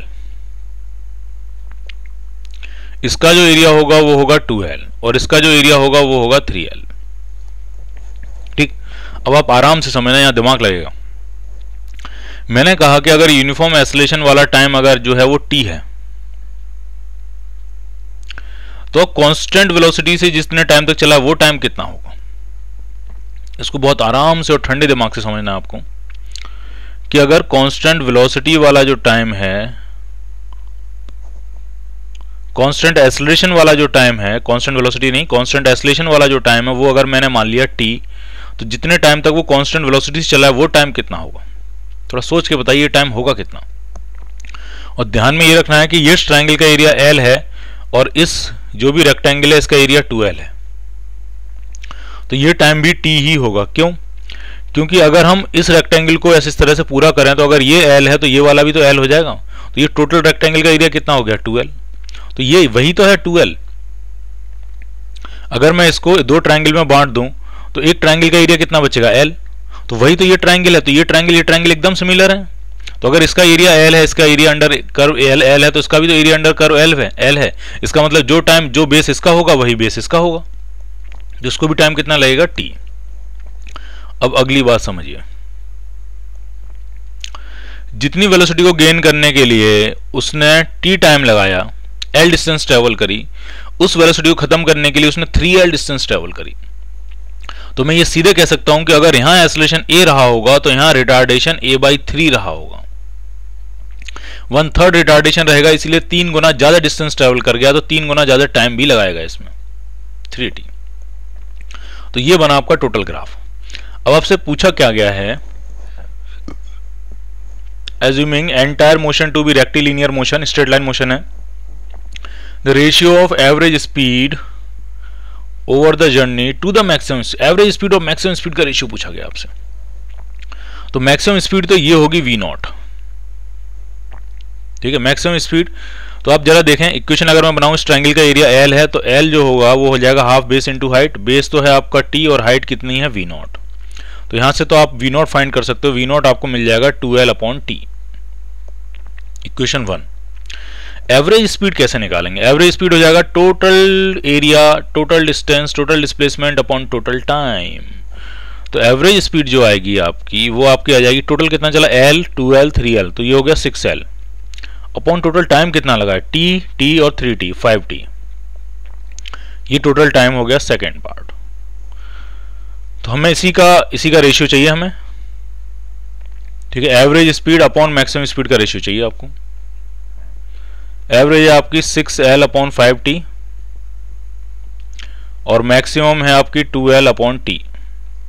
तो ये T से T कैंसिल आउट हो जाएगा, L से L कैंसिल आउट हो जाएगा, 2 से ये कैंसिल करेंगे तो ये रेशियो आ गया 3:5। सो you will get an answer of C part. इसका जो ऊपर वाला क्वेश्चन है उसको भी चलो ग्राफ से करते हैं। सारे क्वेश्चन ग्राफ से हो सकते हैं। ग्राफ आपको कब यूज करना है? जब इस तरह की सिचुएशन हो, पहले वेलोसिटी बढ़ रही है, एस्लेट कर रहा है, फिर कांस्टेंट वेलोसिटी चल रहा है, फिर रिटार्ड कर रहा है। तो तीन अलग अलग क्वेश्चन नहीं, आप एक ग्राफ बनाइए, ठीक है। या सिर्फ अगर इतना भी हो कि पहले वो एस्लेट कर रहा है फिर रिटार्ड कर रहा है, आप ग्राफ बनाइए, जिसमें 2 या 2 से ज्यादा चेंजेस हो रहे हो मोशन में, उसमें आप ग्राफ बनाइए, VT ग्राफ, और आपको फटाफट आंसर मिलेगा।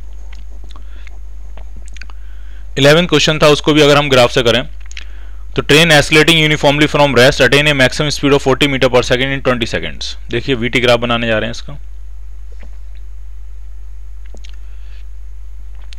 ट्रेन जो है वो रेस्ट से स्टार्ट कर रही है और 20 सेकंड में 40 मीटर पर सेकंड की स्पीड गेन कर ले रही है। ये है सिचुएशन। ये जो वेलोसिटी उसने गेन करी है वो है 40 और जो टाइम लगाया है वो है सिर्फ 20 सेकंड का। ये है आपकी time axis. Then it travels for this speed for 20 second, 20 second तक वो और उसी स्पीड से चलती रहती है। ये हो गई सिचुएशन। अगले 20 सेकंड तक, तो अगला 20 सेकंड का टाइम इंटरवल फिर से ये 20 सेकंड का ही टाइम इंटरवल होगा। तो ये टोटल ये 40 सेकंड हो जाएगा यहाँ पे, ठीक।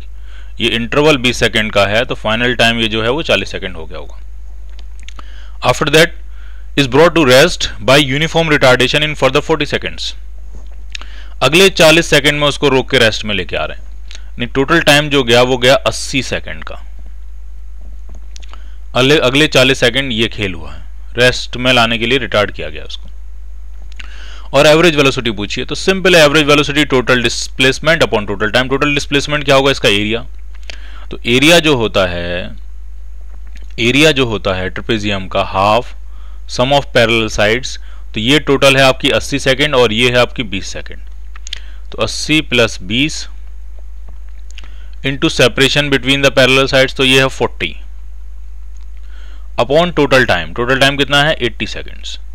तो ये 40 से कैंसिल करेंगे, 2 टाइम्स 2 और 2 4 हो जाएगा। ऊपर कितना है ये 100 अपॉन 4 25 मीटर पर सेकेंड। सी कितना इजी था एकदम। आपने ग्राफ बनाया, एरिया निकाला, डिवाइड किया, आंसर आ गया। कोई इक्वेशन नहीं, कोई फाइनल वेलोसिटी नहीं, S equal to UT plus half AT square नहीं, कुछ भी नहीं। तो ये ग्राफ की स्ट्रेंथ है, चीजें एकदम इजी हो जाती हैं।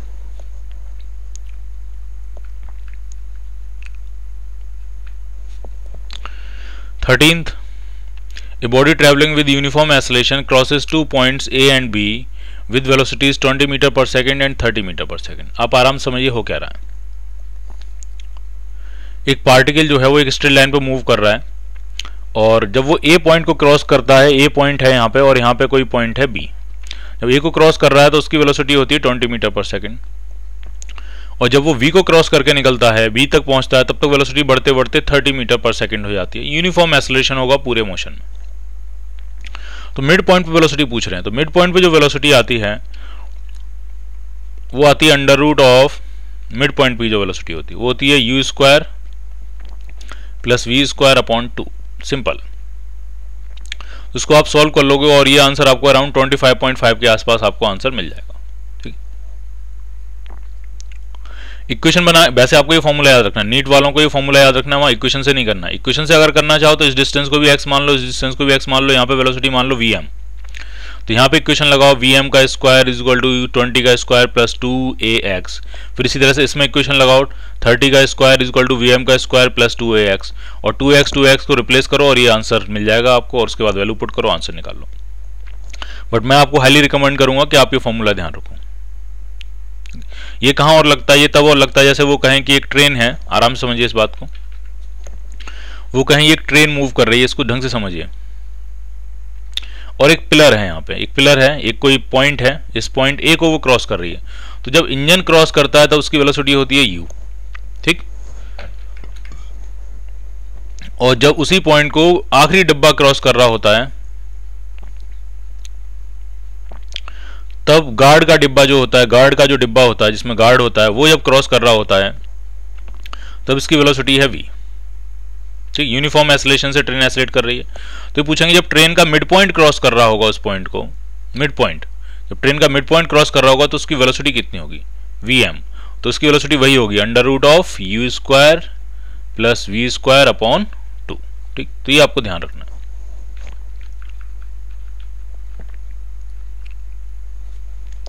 Fourteenth, velocity of a particle moving in a positive direction of x varies with v is equal to 5 root x। Acceleration पूछा है आपसे कि एक्सेलरेशन कितना होगा, t is equal to 0 पे वो x is equal to 0 से स्टार्ट करता है, यानी वेलोसिटी इनिशियल वेलोसिटी भी 0 होगी, x 0 होगा तो v भी 0 हो जाएगा। अभी करना कैसे, आपको इसको डिफरेंशिएट नहीं करना है, इसको आप बस स्क्वायर करो, और ये हो गया 5x, और जरा ये देखो v square is equal to u square plus 2ax, इससे अगर हम कंपेयर करें तो एकदम परफेक्ट होगा। ये इनिशियल वेलोसिटी 0 है, इनिशियल वेलोसिटी 0 है, दिख ही रही है 0, यू स्क्वायर कोई टर्म नहीं है, और एक x का टर्म है तो x का टर्म यहाँ भी, तो इससे कंपेयर करेंगे तो 2a कितना आ जाएगा, 5 आ जाएगा आपको। सॉरी, जब आप स्क्वायर करोगे तो ये 25 बन जाएगा ना, जब हम इसका स्क्वायर करेंगे तो 25 बन जाएगा, तो यू स्क्वायर तो कोई है ही नहीं, 2a कितना आ जाएगा, 25 आ जाएगा, तो 2a आपका 25 आ गया, तो a कितना आ जाएगा, a आ जाएगा आपका 12.5। अदरवाइज दूसरा मेथड क्या है, दूसरा मेथड है कि v as a function of x दिया है, तो आप क्या करें, v स्क्वायर आपने कर लिया, अच्छा है 25x हो गया, अब आप इसको डिफरेंशिएट कीजिए, तो ये बनेगा 2v, पहले पावर का डिफरेंशिएशन हो गया, पावर का डिफरेंशिएशन कर दिया हमने, into d v by d x, x से डिफरेंशिएट कर रहे हैं ना हम इसको, इज इक्वल टू 25। अब आप खुद से मुझे सोच के ये बताइए ये क्या चीज लिखी है, v d v by d x क्या है ये होता है एक्सेलरेशन, और एक्सेलरेशन कितना है 25/2, that means 12.5 metre per second. So your answer will B A part.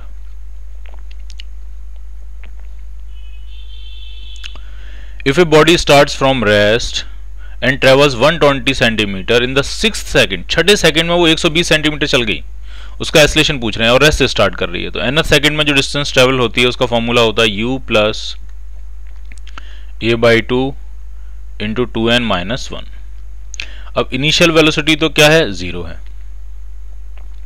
nth second में कितना ट्रेवल करेगा 120 सेंटीमीटर, सेंटीमीटर को मीटर में कन्वर्ट कर लें तो 1.2 मीटर हो जाएगा, इक्वल टू एक्सेलरेशन आपको निकालना है छठा सेकेंड 2 इंटू 6 माइनस 1, तो ये हो जाएगा 2.4 equal to a into 12 minus 1 यानी 11, तो एसलेशन कितना आ जाएगा, एसलेशन आ जाएगा आपका 2.4/11। डिवाइड कर लीजिए, आपको आंसर मिल जाएगा। मेरे हिसाब से आंसर आना चाहिए आपका सी पार्ट, क्योंकि 10 से अगर हम डिवाइड करते तो 0.24 आता, 0.24 से थोड़ा सा कम होगा तो 0.18 हो सकता है। C part answer. Free fall of an object in case of in vacuum in a case of motion with. एक ऑब्जेक्ट जो है वो फ्री फॉल कर रहा है वैक्यूम में, फ्री फॉल है। जब फ्री फॉल है तो उसका एक्सेलरेशन कितना होगा, जी। तो यूनिफॉर्म वेलोसिटी थोड़ी ना होती, वो होता है यूनिफॉर्म एक्सेलरेशन, बी पार्ट।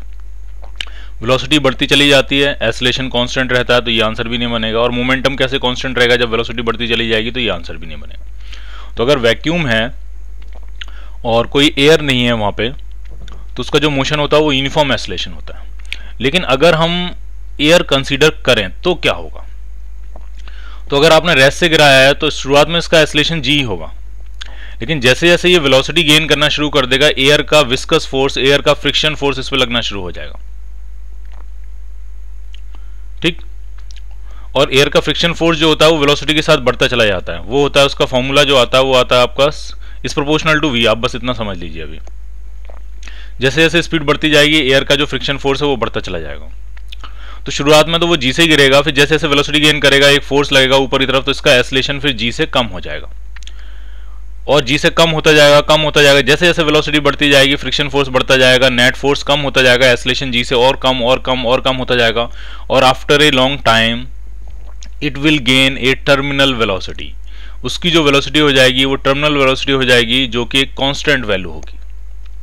और वो तब होगी जब उस बॉडी पे लगने वाला वेट और उस पे लगने वाले एयर का फ्रिक्शन दोनों एक दूसरे को पूरी तरह से कैंसिल आउट कर देंगे। तब जो वेलोसिटी गेन कर लेगा वो वेलोसिटी कांस्टेंट हो जाएगी, और इसका एक्सेलरेशन क्या हो जाएगा, zero.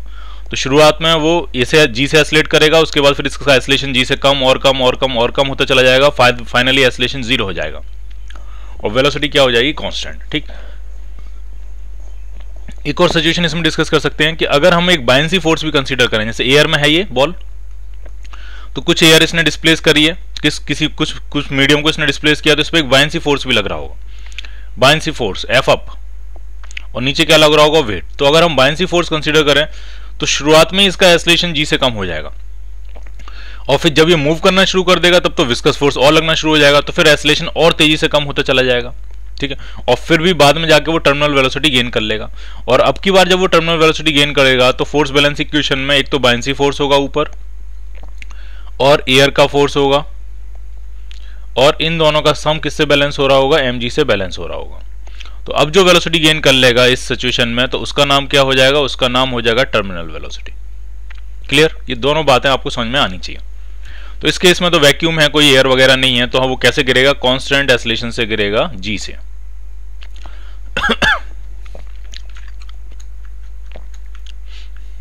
Second, with what speed should a body be thrown upwards so that the distance transverse in 5th second and 6th second are equal। इसको आराम से समझना आपको। ग्राउंड से किसी ऑब्जेक्ट को हम फेंक रहे हैं, कह रहे हैं कितनी स्पीड से फेंके ताकि 5वें और 6ठे सेकंड में वो सेम डिस्टेंस ट्रेवल करे। तो ये इस तरह से ऊपर जाएगा और फिर ये यहां से वापस ऐसे इस तरह से आ जाएगा, इस तरह का मोशन होगा ये ऐसे। तो 5वां और 6ठा तो ये कॉन्जिक्यूटिव सेकंड हुए ना, तो ये सिर्फ तभी पॉसिबल हो सकता है कि जाते टाइम जो आखिरी सेकंड हो वो 5वां सेकंड हो, और आते टाइम जो पहला सेकंड हो वो 6ठा सेकंड हो। जाते टाइम जो आखिरी सेकंड में जो डिस्टेंस ट्रेवल करे, आखिरी जो सेकंड हो वो 5th सेकंड होना चाहिए, और इसीलिए आते टाइम जो पहला सेकंड होगा वो आपका 6th सेकंड हो जाएगा। ये सिर्फ तभी पॉसिबल है कि 5वें और 6ठे दोनों सेकंड में ये बराबर डिस्टेंस ट्रेवल करे। अगर कहीं और 5वां और 6ठा सेकंड लाई करेंगे तो इनमें बराबर डिस्टेंस कभी भी ट्रेवल नहीं करेगा। मान लिया जाते टाइम यहाँ पे ये 5वां सेकंड है और ये 6ठा सेकंड है, ये 5वां ये 6ठा, तो ऑब्वियसली 5वें में ज्यादा ट्रेवल करी होगी, 6ठे में कम ट्रेवल करी होगी। या फिर आते टाइम अगर मैं ये कहूँ कि ये सेकंड जो है वो 5वां ये 6ठा सेकंड है, तो ऑब्वियसली 5वें में कम ट्रेवल करेगा और 6ठे में स्पीड और बढ़ जाएगी तो ज्यादा ट्रेवल करेगा। बराबर ट्रेवल करने का सिर्फ एक ही केस बन सकता है, जब ये हाईएस्ट पॉइंट से पहुंचने से जस्ट पहले वाला सेकंड 5वां सेकंड हो, जस्ट उसके बाद वाला सेकंड 6ठा सेकंड हो। क्लियर, सिर्फ यही केस बन सकता है। क्योंकि ये कॉन्जिक्यूटिव है, क्योंकि ये दोनों क्या हैं, कॉन्जिक्यूटिव हैं। ठीक है, तो अगर ये 5वां सेकंड हुआ आखिरी सेकंड, तो टोटल जाने जाने का टाइम कितना हुआ, 5 सेकंड, और जाके लौट के आने का भी टाइम कितना हुआ, 5 सेकंड। तो 10 सेकंड टोटल टाइम पीरियड हुआ। और 10 सेकंड अगर टोटल टाइम पीरियड है, किसी को आप u से फेंकते हो तो टोटल टाइम 2u/g होता है, और वो है आपका 10 सेकंड। तो u कितना आ जाएगा, u आ जाएगा 10 इंटू g को मान लेता हूं मैं 9.8 upon 2, 98 upon 2, 49 metre per second से आपने उसको फेंका होगा। So you will get an answer of B part.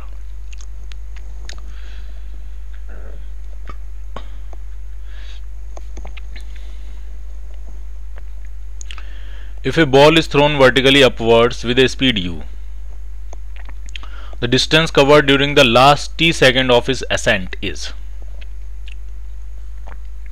एक बॉल को आपने ऊपर फेंका है और ये वापस आई है, इस तरह का ये मोशन है, जाना है और आना है। अब आप ढंग से समझिए, आपसे पूछ रहे हैं कि जो आखिरी टी सेकंड होंगे उसमें कितनी डिस्टेंस ये ट्रेवल करेगा। आखिरी टी सेकंड, आखिरी 1 सेकंड हो सकता है, 2 सेकंड हो सकते हैं, 5 सेकंड हो सकते हैं, आखिरी टी सेकंड में कितनी डिस्टेंस ट्रेवल करेगा, कितनी स्पीड से फेंका है, वो स्पीड यू से फेंका है।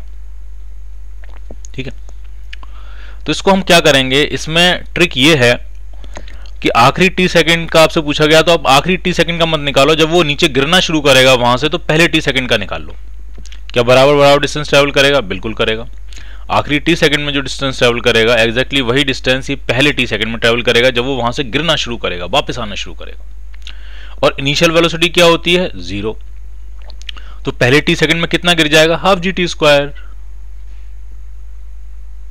पहले टी सेकंड में कितना गिर जाएगा, ये हाफ GT²। तो ये जो u गिवन है इसकी कोई जरूरत ही नहीं थी, लेकिन वो इसलिए दे दिया ताकि आप कंफ्यूज हो जाओ, आप सोचो u का यूज करेंगे, कुछ u का यूज करेंगे, क्योंकि 3 ऑप्शन में u दिया है और आप फंस के रह जाओ उसमें। ठीक है, तो आंसर क्या बनेगा आपका, डी पार्ट। सिमेट्री का हमने यूज किया, जैसा मोशन जाते टाइम होता है वैसा ही मोशन आते टाइम होता है। जितना टाइम जाने में लगाता है उतना ही टाइम आने में लगाता है, जितनी डिस्टेंस जाने में ट्रेवल करता है उतनी डिस्टेंस आने में ट्रेवल करता है। तो आखिरी टी सेकंड का मोशन और पहले टी सेकंड का मोशन एकदम आइडेंटिकल होगा।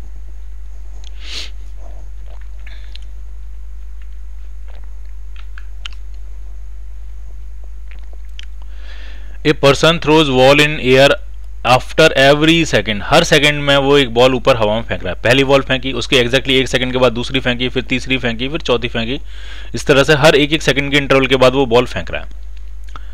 The next ball is throne when the ball at the wall of the when the velocity of the first ball is 0। कह रहे हैं अगली बॉल वो तब फेंकता है जब पहली वाली बॉल की वेलोसिटी 0 हो जाती। इसका मतलब क्या हुआ, इसका मतलब हुआ कि वो बॉल अपने हाईएस्ट पॉइंट पे पहुंच जाती होगी, क्योंकि अगर आप ऊपर फेंक रहे हो तो जब तक वो अपने हाईएस्ट पॉइंट पे नहीं पहुंचेगी तब तक उसकी वेलोसिटी 0 नहीं होगी। तो जब पहली बॉल अपने हाईएस्ट पॉइंट पे पहुंच गई उस इंस्टेंट पे आपने यहां से ये दूसरी बॉल फेंकी है। तो पहली बॉल की कितनी देर के बाद आप दूसरी बॉल फेंक रहे हो, 1 सेकंड के बाद, यानी 1 सेकंड में पहली बॉल अपने हाईएस्ट पॉइंट पहुंच जाती है और 1 सेकंड में ही वापस आ जाती होगी। तो बस हाइट पूछ रहे हैं कितनी हाइट तक जाएगी वो, तो 1 सेकंड जाना और 1 सेकंड आना, तो कितनी हाइट होगी, तो हम आने से निकाल लेते हैं हाफ GT², हाफ जी की वैल्यू 10 मान लेते हैं और t² 1 का स्क्वायर, तो ये 5 मीटर ऊपर जाएगी। 1 सेकंड में ऑब्जेक्ट अगर गिरा तो कितना नीचे आता, 5 मीटर, अगले सेकंड में 15 मीटर, अगले सेकंड में 25 मीटर। तो 1 सेकंड इसके जाने का टाइम है और 1 सेकंड ही इसके आने का टाइम है, तो वो कितना ऊपर जाएगी बॉल, सिर्फ 5 metre.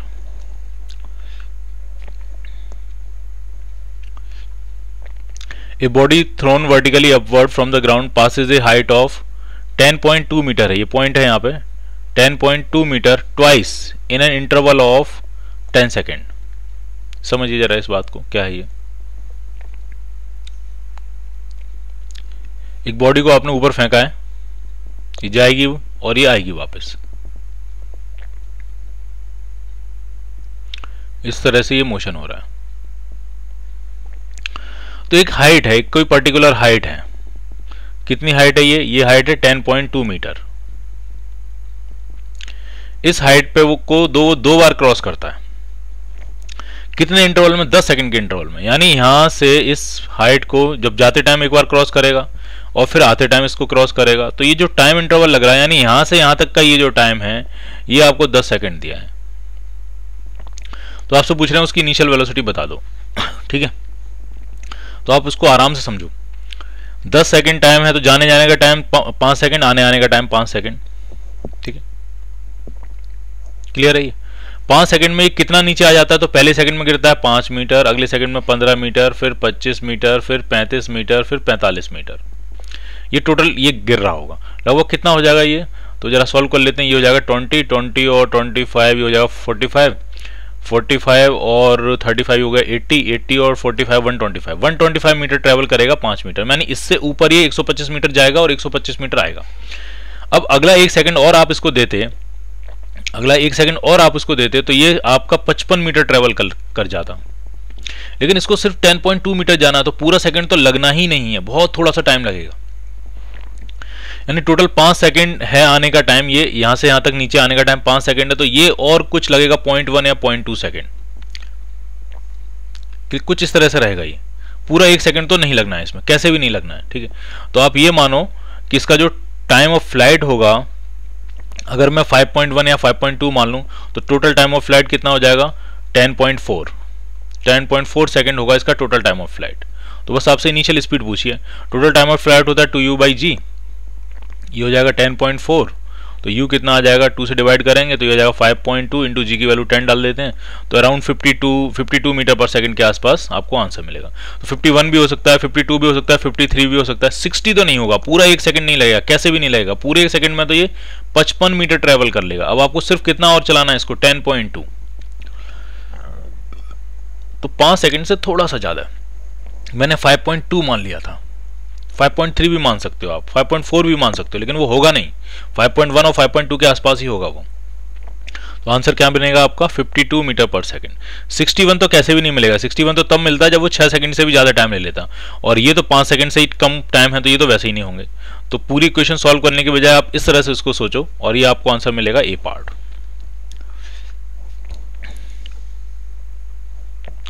If a stone is thrown up with a velocity of 9.8 metre per second, then how much time it will take to come back? 9.8 से फेंका है तो 1 सेकंड में ऊपर जाएगा, 1 सेकंड में नीचे आएगा, टोटल 2 सेकंड में ये वापस आ जाएगा। Simple formula 2u/g। g और u की मैग्नीट्यूड सेम है, कट के 2 सेकंड आंसर आ जाएगा आपका। A stone falls freely under gravity. The total distance covered by it in the last second of its journey equal to the distance covered by it in the first 3 seconds of the motion. तो first 3 second हमें याद है, पहले second में चलता है 5 metre, फिर 15 metre, फिर 25 मीटर, ये 45 मीटर चलेगा। और 45 मीटर अपने आखिरी सेकंड में चल रहा है, तो हमको पता है वो आखिरी सेकंड कौन सा हो जाएगा? 5, 15, 25, 35 और 45। ये पहला सेकंड, ये दूसरा सेकंड, ये तीसरा, ये चौथा, ये पांचवा। 5वें सेकंड में वो 45 चल रहा है, तो 5वें सेकंड में जो चल रहा है वो पहले 3 सेकंड में जितना चला है उसका सम है, यानी उसका जो आखिरी सेकंड होगा वो 5वां सेकंड होगा, 5th सेकंड होगा वो। So the motion will be of 5 seconds. A part. A stone throws upwards with a speed of u from a top of a tower reaches the ground with a speed 3u। Situation समझो क्या है। Situation ये है कि ये ground है और ये कोई एक टावर है।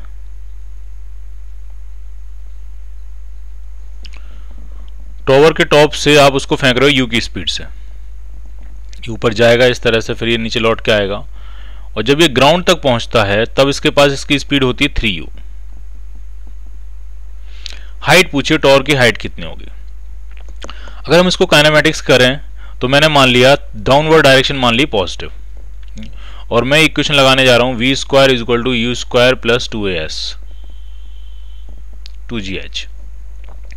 फाइनल वेलोसिटी है 3u और ये प्लस 3u होगी क्योंकि मैंने डाउनवर्ड डायरेक्शन क्या मानी है? पॉजिटिव, तो प्लस 3u का स्क्वायर। इनिशियल वेलोसिटी आपकी नेगेटिव होगी, ऊपर की तरफ है, तो ये होगी माइनस u का स्क्वायर प्लस 2। g आपका नीचे की तरफ होगा तो पॉजिटिव मानेंगे उसको, पॉजिटिव डायरेक्शन मानी है मैंने, डाउनवर्ड डायरेक्शन, और h होगा टोटल डिस्प्लेसमेंट। तो ये ऊपर गया और फिर ये नीचे आया, लेकिन डिस्प्लेसमेंट h, इन सारी ये वेक्टर इक्वेशंस होती हैं, इनमें सारी वैल्यूज वेलोसिटीज और डिस्प्लेसमेंट्स होते हैं। तो ये इसकी इनिशियल पोजीशन है, ये इसकी फाइनल पोजीशन, तो ये बनेगा इसका डिस्प्लेसमेंट, और डिस्प्लेसमेंट है डाउनवर्ड डायरेक्शन में, और वो किसके बराबर है? वो h के बराबर है। तो प्लस एच, बस एच ही आपको ढूंढना है। तो एच आपका मिल, ये हो गया 9u², ये होगा u², इधर आके हो जाएगा 8u²। 8u² में 2g से डिवाइड कर देंगे, ये आपको मिल जाएगी हाइट, यानी 4u²/g बी पार्ट। आप इसको एनर्जी से भी सोच सकते हो। आप ये कहो इसकी स्पीड बढ़ रही है तो इसकी काइनेटिक एनर्जी बढ़ रही है। काइनेटिक एनर्जी बढ़ क्यों रही है? क्योंकि इसकी पोटेंशियल एनर्जी कम हो रही है। तो आप ऐसा करो, इंक्रीज इन काइनेटिक एनर्जी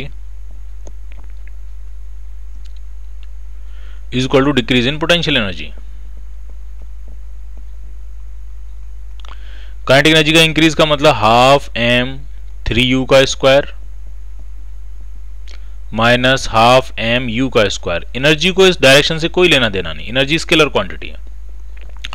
और पोटेंशियल एनर्जी कितनी डिक्रीज हो गई? तो इस लेवल से वो इस लेवल पे आया है लौट के, तो mgh होगी पोटेंशियल एनर्जी का डिक्रीज। m कैंसिल आउट हो गया, 9u²/2 u²/2 तो 8u²/2 यानी 4u² बचेगा यहाँ, और g से डिवाइड कर लेते हैं तो कितनी आ जाएगी आपकी? ये हाइट आ जाएगी।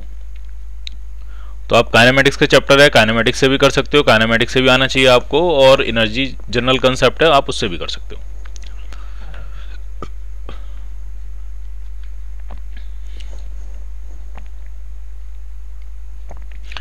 A body is thrown vertically upwards from a top A of tower.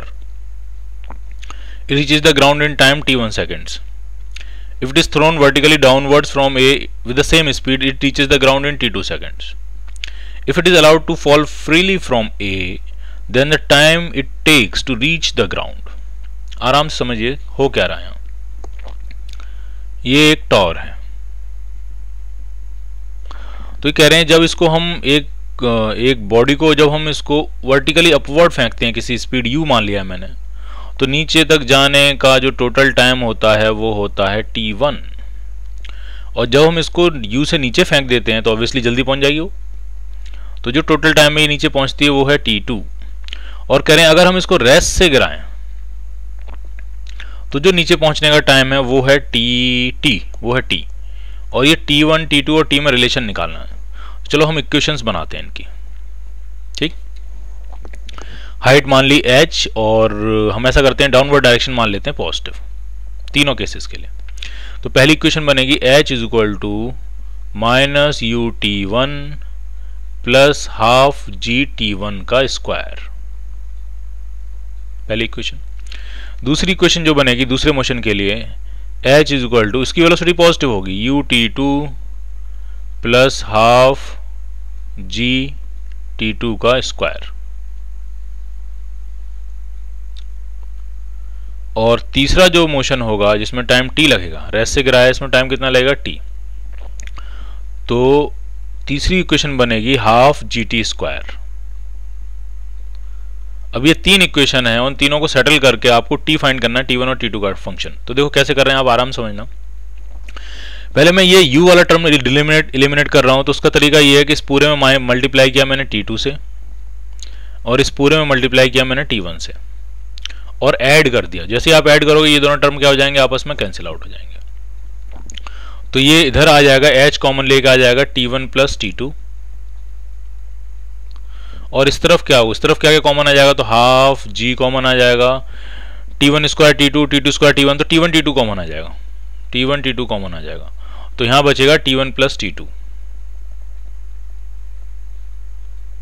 ये t1 प्लस t2 से t1 plus t2 cancel out हो गया, तो इक्वेशन जो आ गई आपकी half h equal to half g t1 into t2।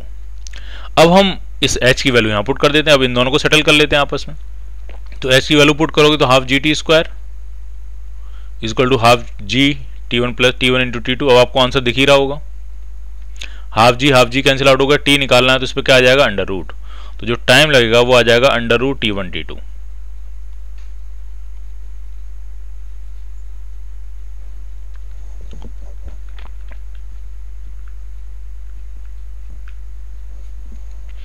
Next, a body is projected with a velocity u.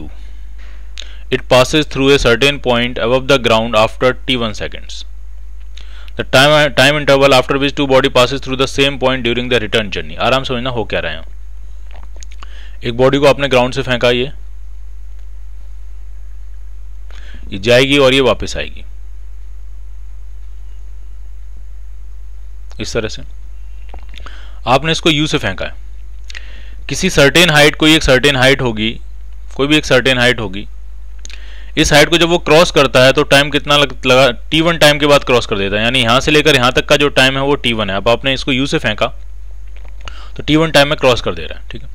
फिर पूछ रहे हैं टाइम इंटरवल, इंटरवल पूछ रहे हैं, interval after which the body Passage the same point, same point दोबारा जब उस पॉइंट को क्रॉस करेगा वो टाइम इंटरवल कितना होगा, यानी आपसे यहां से लेकर यहां तक का टाइम पूछ रहे हैं बस कि ये वाला टाइम बता दीजिए, ये टाइम इंटरवल कितना होगा, डेल्टा टी, सेम पॉइंट को क्रॉस करने का time interval.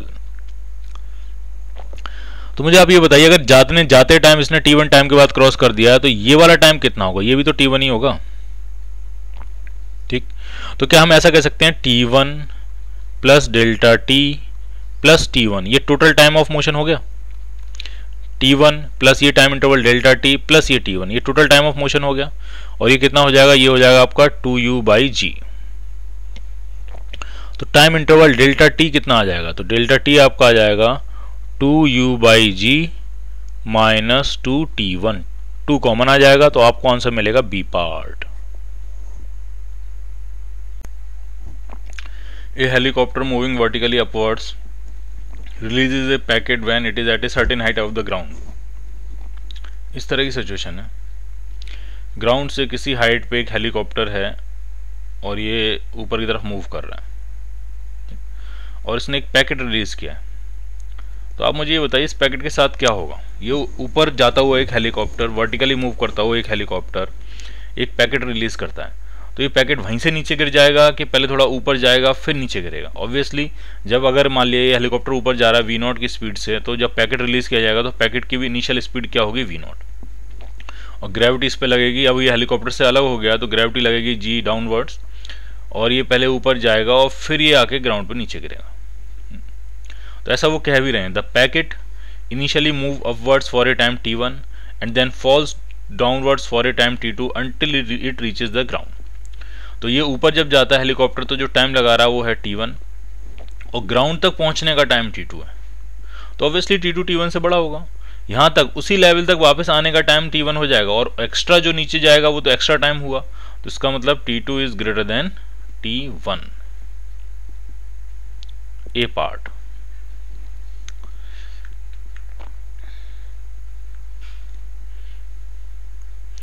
Ball P is dropped vertically and another ball Q is thrown horizontally with some velocity,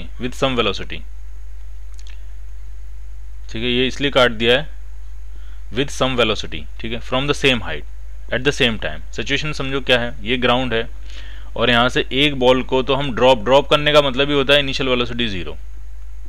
ये P बॉल को तो हमने ड्रॉप कर दिया है और दूसरी सेम हाइट से सेम टाइम पे दूसरी जो बॉल है Q, इसको कुछ हॉरिजॉन्टल वेलोसिटी देके छोड़ दिया v0। तो दोनों में से ग्राउंड पे कौन पहले पहुंचेगा, तो दोनों सेम टाइम पे ग्राउंड पे पहुंचेंगे। क्यों, सुनिए, दोनों को जो अगर हम टाइम निकालते हैं तो टाइम के लिए कौन सा मोशन देखते हैं, वर्टिकल मोशन, ठीक है, टाइम के लिए कौन सा मोशन देखते हैं, वर्टिकल मोशन। तो दोनों को जो वर्टिकल हाइट ट्रेवल करनी है, वर्टिकल डिस्प्लेसमेंट जो दोनों को लेना है वो क्या है, सेम। दोनों को जो वर्टिकल हाइट ट्रेवल करनी है वो क्या है, सेम, पहली बात। दूसरी बात, दोनों की इनिशियल वर्टिकल वेलोसिटी क्या है, vertical velocity, initial vertical velocity दोनों की, तो दोनों की ही 0 है। P के पास तो कोई वेलोसिटी है नहीं और Q के पास जो वेलोसिटी है वो हॉरिजॉन्टल में है, वर्टिकल में तो कोई नहीं, तो initial vertical velocity 0। Vertical displacement दोनों को सेम लेना है। वर्टिकल डायरेक्शन में एक्सेलरेशन वो भी सेम है दोनों के लिए g, ठीक है, सेम टाइम पे छोड़े गए हैं, तो जब ये ग्राउंड पे पहुंचेंगे तो टाइम भी इनको क्या लगेगा, सेम लगेगा, ठीक है। तो ये सेम टाइम पे ग्राउंड पे पहुंचेंगे, both will reach the ground at the same time, C part. तो आप ये बात ध्यान रखना कि पार्टिकल को ऐसे ड्रॉप करो या हॉरिजॉन्टली फेंको, ऑब्वियसली ये नीचे ऐसे जाके गिर जाएगा और ये इस तरह से प्रोजेक्टाइल मोशन करता हुआ गिरेगा, बट दोनों को जो टाइम लगता है वो सेम लगता है और वो होता है √2h/g। दोनों को जो टाइम लगता है वो सेम लगता है और वो होता है √2h/g, एकदम आपको याद रखना है।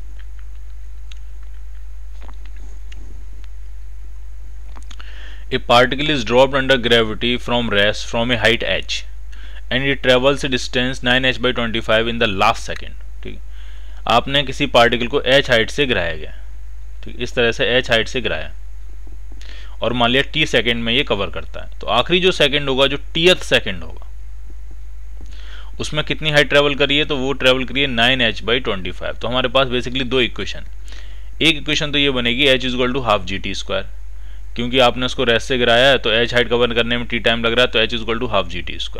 एक इक्वेशन तो ये बनेगी। दूसरी इक्वेशन बनेगी nth सेकंड की, तो nth सेकंड में लास्ट सेकंड में कितना ट्रेवल कर रहा है 9h/25 is equal to u, तो 0 है, प्लस a/2 यानी g/2 इंटू 2t-1। ये दो इक्वेशन बनेंगी। ये पूरे मोशन की इक्वेशन है और ये है लास्ट सेकंड की इक्वेशन। ठीक है, अब इनको सॉल्व कर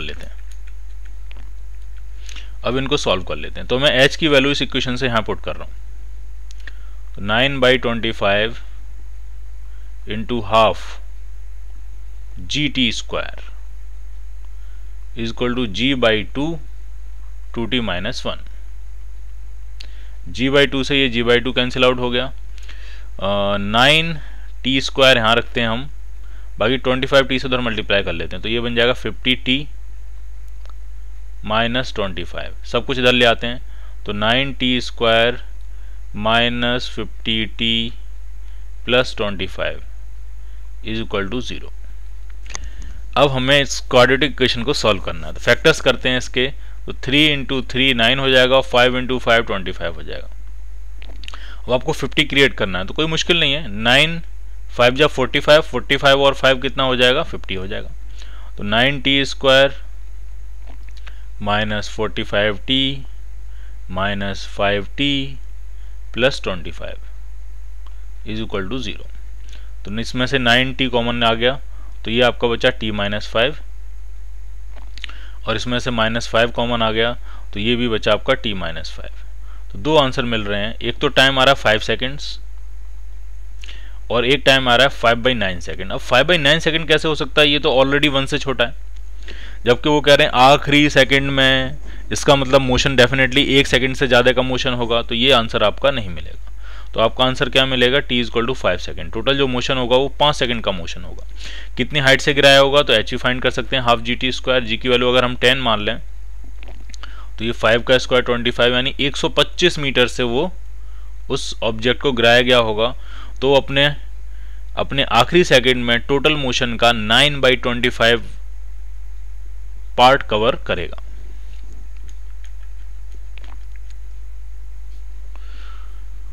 और अगर हम जी की वैल्यू 9.8 लें तो 125 नहीं आएगा, 122.5 122.5 मीटर जो है वो उसकी हाइट आ जाएगी। 14th,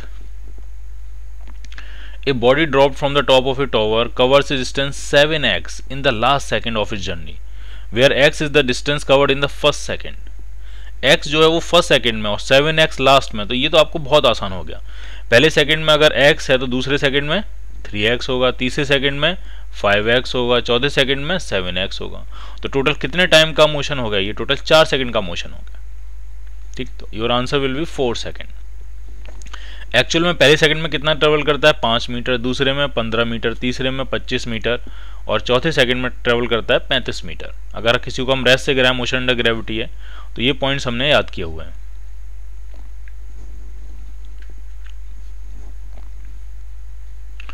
A body falls from a height of 200 meter. The ratio of distance traveled in each 2 second. Her 2-2 second के इंटरवल में आपसे पूछ रहे हैं कि रेशियो क्या होगा। 200 मीटर से गिराया गया और 0 से लेकर 6 सेकंड तक के पूछ रहे हैं। तो इक्वल टाइम इंटरवल का अगर आपसे रेशियो पूछा जाए, इक्वल टाइम में अगर किसी को आपने काफ़ी एच हाइट से गिराया है, तो टी इंटरवल में वो कितना कितना ट्रेवल करेगा, तो उनका जो रेशियो होता है वो 1:3:5 होता है, जैसा कि हमने यहाँ देखा। इक्वल टाइम इंटरवल में जो डिस्टेंस ट्रेवल होती है उनका रेशियो 1:3:5 होता है। ठीक है, आप चाहो तो कैलकुलेट कर सकते हैं हम, ये मान लिया h1, ये मान लिया h2, ये मान लिया h3। h1 जो होगा वो हाफ GT² हो जाएगा, टी टाइम इंटरवल में कितना गिरेगा, हाफ GT²। h2 जो हो जाएगा वो कितना हो जाएगा, तो h2 हम ऐसा कह रहे हैं कि 2t टाइम में जितना ट्रेवल किया उसमें से t टाइम का माइनस कर रहे हैं, तो 2t टाइम में जो ट्रेवल करेगा वो जाएगा हाफ g इंटू 2t का स्क्वायर, माइनस उसमें से पहले t का हमने माइनस कर दिया, हाफ g इंटू t का स्क्वायर। तो ये आपका आ जाएगा 4 - 1 3 times half G T square. अब आप खुद से देख के बताओ, जो h2 आ रहा है वो h1 का 3 टाइम्स आ रहा है कि नहीं आ रहा है। इसी तरह से जब हमको h3 निकालना होगा तो हम टोटल 3t टाइम में जितना चलेगा उसमें से पहले 2t टाइम का माइनस कर देंगे। तो 3t टाइम में कितना चलेगा, तो हाफ जी 3t का स्क्वायर मतलब 9t स्क्वायर। उसमें से पहले 2t टाइम में कितना चला होगा, तो हाफ जी इंटू 2t का स्क्वायर मतलब 4t स्क्वायर। और खुद से सोचो 9t square minus 4t square, तो ये 5t स्क्वायर आया कि नहीं आया। तो 5 मैंने बाहर लिख लिया और बाकी हाफ जी टी स्क्वायर अंदर लिख दिया। और आप खुद से देख के बताओ कि जो तीसरे सेकंड में तीसरे इक्वल टाइम इंटरवल में जो डिस्टेंस ट्रेवल करी गई है वो पहले टाइम इंटरवल की 5 गुनी है कि नहीं, 5 टाइम्स है। ठीक, तो किसी को अगर हम रेस से गिरा रहे हैं, ये बात आपको याद रखनी है, रेस से गिरा रहे हैं और इक्वल टाइम इंटरवल दिया, जरूरी नहीं आप 1 सेकंड का टाइम इंटरवल हो, 2 सेकंड का हो, 5 सेकंड का हो, इक्वल टाइम इंटरवल में जो डिस्टेंस ट्रेवल होती है उनका रेशियो 1:3:5:7 इस तरह से आता है। Clear.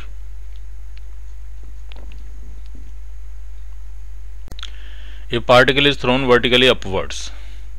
Its velocity at half of the height is 10 meter per second. Then the maximum height attained by it is. समझो सिचुएशन क्या है। एक पार्टिकल को आपने ऊपर फेंका इस तरह से, तो आधी हाइट पे उसकी जो वेलोसिटी है वो 10 मीटर पर सेकेंड। जब वो आधी हाइट पे होगा तो उसकी वेलोसिटी है 10 मीटर पर सेकेंड।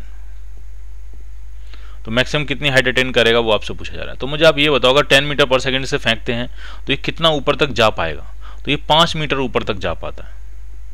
ठीक, कैसे, h = u²/2g। सिर्फ हम आधी हाइट की बात कर रहे हैं, आधी हाइट कितनी होगी, u², 10 का स्क्वायर 100/2g की वैल्यू 10, तो ये कितना जाएगा, 5 मीटर ऊपर जाएगा। ठीक, और 1 सेकंड में ऊपर पहुंच जाएगा। तो 5 मीटर जो है वो आधी हाइट हुई, तो पूरी हाइट कितनी हुई, तो 5 मीटर नीचे भी होगा, तो पूरी हाइट कितनी हो जाएगी उसकी, 10 मीटर। B part. और ये आपको वैसे भी आना चाहिए समझ में, अगर आप किसी को रेस से गिराते हो तो 1 सेकंड के बाद सिचुएशन क्या होती है, तो 1 सेकंड में वो 5 मीटर कवर करता है और उसके पास वेलोसिटी 10 मीटर पर सेकंड होती है। लगा लो आप v = u+at। तो 1 सेकंड के बाद में 1 सेकंड अगर आपने किसी को रेस से गिराया तो मैं 1 सेकंड के मोशन की बात कर रहा हूँ। 1 सेकंड में वो 5 मीटर ट्रेवल करता है, उसके पास वेलोसिटी 10 मीटर पर सेकंड होती है। तो इसका उल्टा भी तो ट्रू होगा कि अगर आप इसको 10 मीटर पर सेकंड से फेंकोगे ऊपर तो ये 1 सेकंड में अपने हाईएस्ट पॉइंट तक पहुंच जाएगा और कितनी डिस्टेंस ट्रेवल करेगा, 5 मीटर। खत्म। नेक्स्ट करते हैं। When A ball is thrown vertically up with a velocity v0, it reaches a maximum height of h. If one wishes to triple the maximum height को 3 गुना करना है आपको, तो वेलोसिटी कितनी स्पीड से फेंकनी पड़ेगी वो आपसे पूछ रहे हैं। तो अगर आप v0 से फेंक रहे हो और मैक्सिमम हाइट h है तो h = बनेगा v0²/2g। यानी v0 और हाइट में क्या रिलेशन आ रहा है, v0 आ रहा है आपका √2gh। ठीक, अब आप हाइट को अगर 3 गुना करना चाहते हो, हाइट की जगह 3h पुट करोगे तो वेलोसिटी कितने टाइम्स हो गई, वेलोसिटी √3 टाइम्स हो गई, क्योंकि रूट के अंदर आ रहा है h। तो अगर आप √3 v0 से फेंकोगे, अब आप यहाँ से देखना चाहो तो यहाँ से भी देख लो, अगर मुझे हाइट 3 गुनी करनी है तो इसका मतलब मुझे ये पूरा फैक्टर 3 गुना करना है।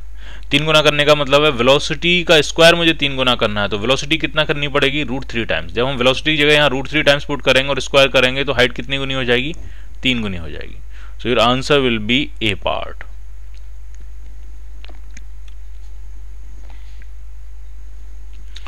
A man in a balloon rising vertically with an acceleration of 4.9 meter per second square releases a ball 2 seconds after the balloon is let go. Balloon छूटने के 2 सेकंड के बाद उसने एक बॉल रिलीज करी और बैलून ऊपर की तरफ एक्सेलरेट कर रहा है 4.9 मीटर पर सेकंड स्क्वायर से। The greatest height above the ground reached by the ball. Ball कितनी हाइट ऊपर तक जाएगी ये आपको पूछा गया। तो इसको हम इस तरफ करते हैं। मान लिया ये है आपका ग्राउंड और यहां से आपने एक बैलून को जो है बैलून रिलीज किया है। बैलून का अपवर्ड एक्सेलरेशन है 4.9। तो 2 सेकंड में होगा क्या,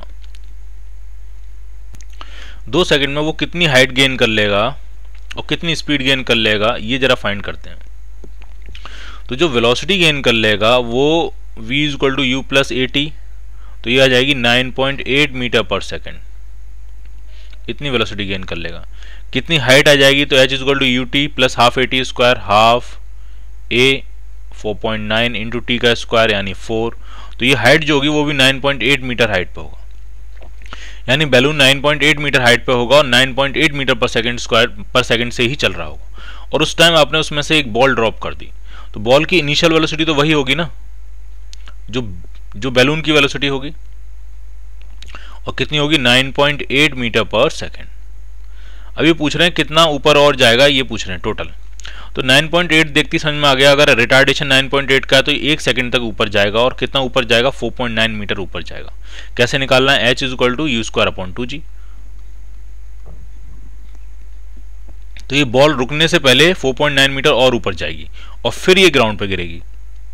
तो मैक्सिमम से मैक्सिमम हाइट इसने कितनी कवर करी, तो 9.8 तो इसको बैलून नहीं पहुंचा दिया था ऊपर, और फिर जब रिलीज कर दी तो अपने आप से 4.9 मीटर और जा रही है। तो टोटल कितनी जाएगी, ये टोटल आएगी 14.7 मीटर्स ये हाइट और कवर करेगी।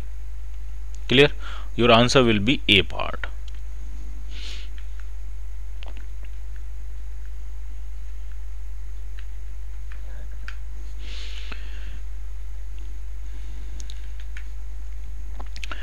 A body falling from rest has a velocity v after it falls through a height h।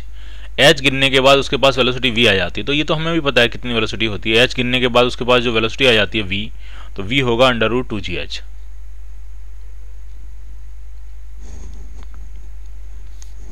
v जो होगा वो होगा √2gh। The distance it has to fall down further for its velocity to become double। Velocity double होने के लिए कितनी और distance वो ट्रेवल करनी, कितनी और डिस्टेंस उसको ट्रेवल करनी चाहिए। तो इस एक्सप्रेशन से साफ समझ में आ रहा है, अगर वेलोसिटी आपको डबल करनी है तो हाइट आपको 4 गुनी करनी पड़ेगी, यानी 4h। जब वो टोटल 4h हाइट ट्रेवल करेगा तब उसकी वेलोसिटी डबल हो पाएगी, यानी कितना और एक्स्ट्रा कितना गिरना पड़ेगा 3h, क्योंकि ऑलरेडी कितना गिर चुका है h। फिर से समझो, इस रिलेशन से ये समझ में आता है कि अगर आपको वेलोसिटी डबल करनी है तो जो हाइट टोटल गिरनी चाहिए वो 4 टाइम्स होनी चाहिए, यानी h हाइट गिर के अगर v वेलोसिटी मिल रही है तो 4h गिर के 2v वेलोसिटी मिल जाएगी। तो ये कह रहे हैं फर्दर कितना और गिरेगा, तो फर्दर कितना गिरेगा तो वो होगा 3h। तो इन्होंने लिखा है फर्दर और आंसर 3h दिया नहीं है, इसका आप ई पार्ट एक आंसर बना लो और उसको लिख लो 3h। वेलोसिटी डबल होने के लिए फर्दर कितना और गिरना पड़ेगा 3 times. 20th, a ball is released from height h and another from 2h। The ratio of time taken by the two balls to reach the ground। बहुत ही सिंपल है, एक को h से गिरा रहे हैं, एक को 2h से गिरा रहे हैं, टाइम का रेशियो पूछा है। तो टाइम अगर आप h से किसी को गिराते हो तो टाइम लगता है √2h/g। तो अगर आप डबल हाइट से गिराओगे तो टाइम √2 टाइम्स ज़्यादा लगेगा। तो ये h वाले का टाइम है, मान लिया इसको t1, और ये 2h वाले का टाइम ये हो जाएगा √2 × 2h/g। दोनों का रेशियो अगर हम निकालेंगे t1/t2 तो ये आपको मिलेगा 1/√2। सो your answer will B A part.